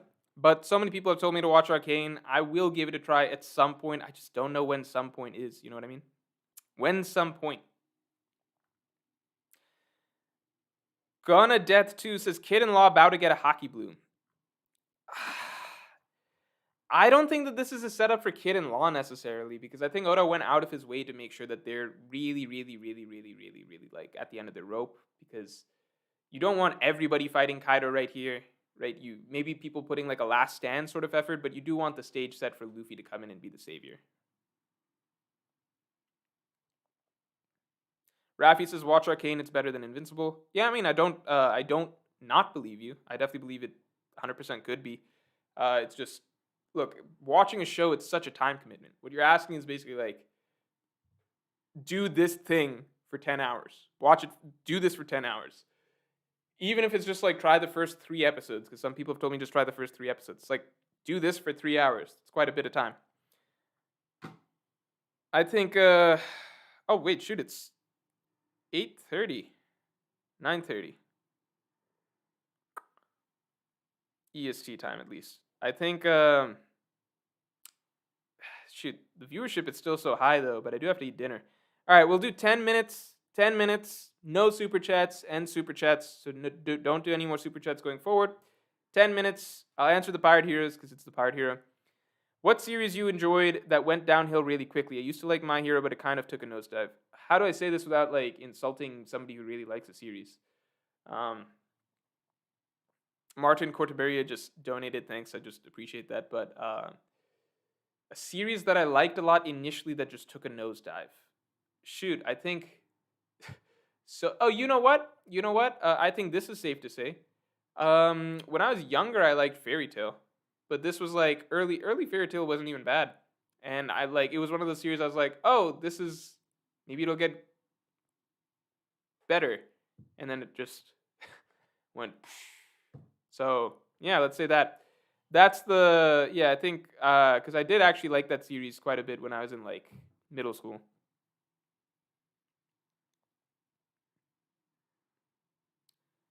Kid Koga says, you've not missed the boat. Looking forward to your thoughts. Okay, this is not fair because how do I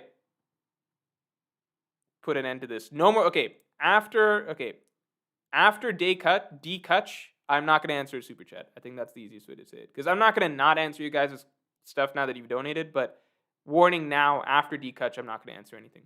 Mark Ross says, what do you think of Ora/Joy Boy? Luffy possessed his body in Thriller Bark. Now he's possessed by him in Wano. Yeah, I mean, we discussed this a little bit earlier. There is some precedent, obviously, set by this in of Luffy, his body, his soul, or his body, his shadow, his spirit, or whatever, being mixed and matched a little bit. So we did get a little bit of that in Thriller Bark earlier. So this is kind of a so much of Wano plays off of that. Remains to be seen how that plays out. I was going to do a bit of a theory on it, drop it Tuesday, but I don't feel like it has much now. D. Kutch says, do you think Kaido's fruit holds major historical significance as it enables the user to move land masses like the creation of Wano? I mean, it could have been the reason that Wano itself was constructed, but then there's also the whole continent puller thing and the fact that Onigishima's huge skull is there. So I'm going to lean towards it was, you know, Orz's ancestor or something dragging pieces together. But from what we're seeing, it is entirely plausible that a dragon devil fruit could have done it as well.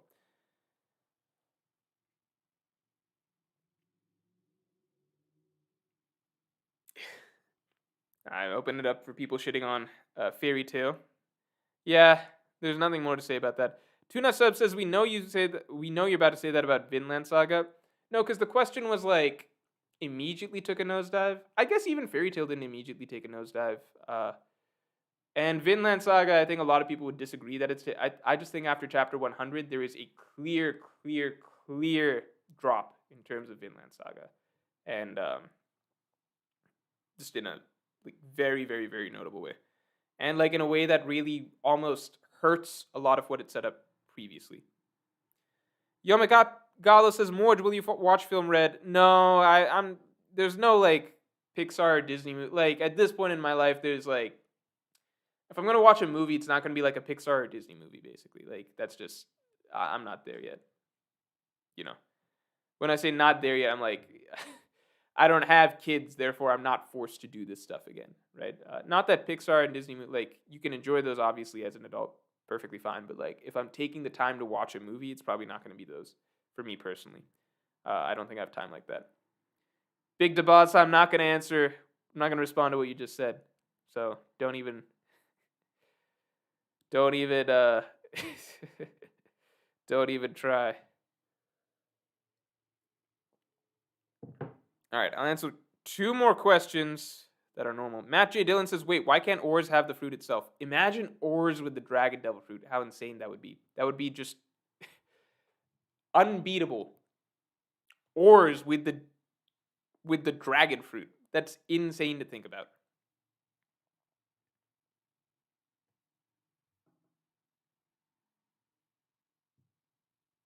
Oh, and I've insulted Vinland Saga fans. I'm a big Vinland Saga fan, singular. I'm a big Vinland Saga fan. At least I was for the first 100 chapters.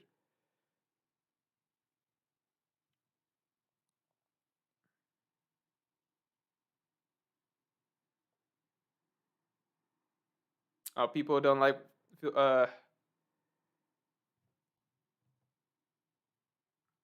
Film Red is the One Piece movie. Oh, I got it mixed up with Turning Red. You know what I mean, though. You know what I mean. Film Red, I'm not gonna watch that either. Film Red, I'm actually less likely to watch than Turning. No, that's not true. I would watch Film Red for like, I guess it's maybe some sort of a goal. It would have to be some like sub goal, a new plush goal. I'd watch Film Red like Film Z.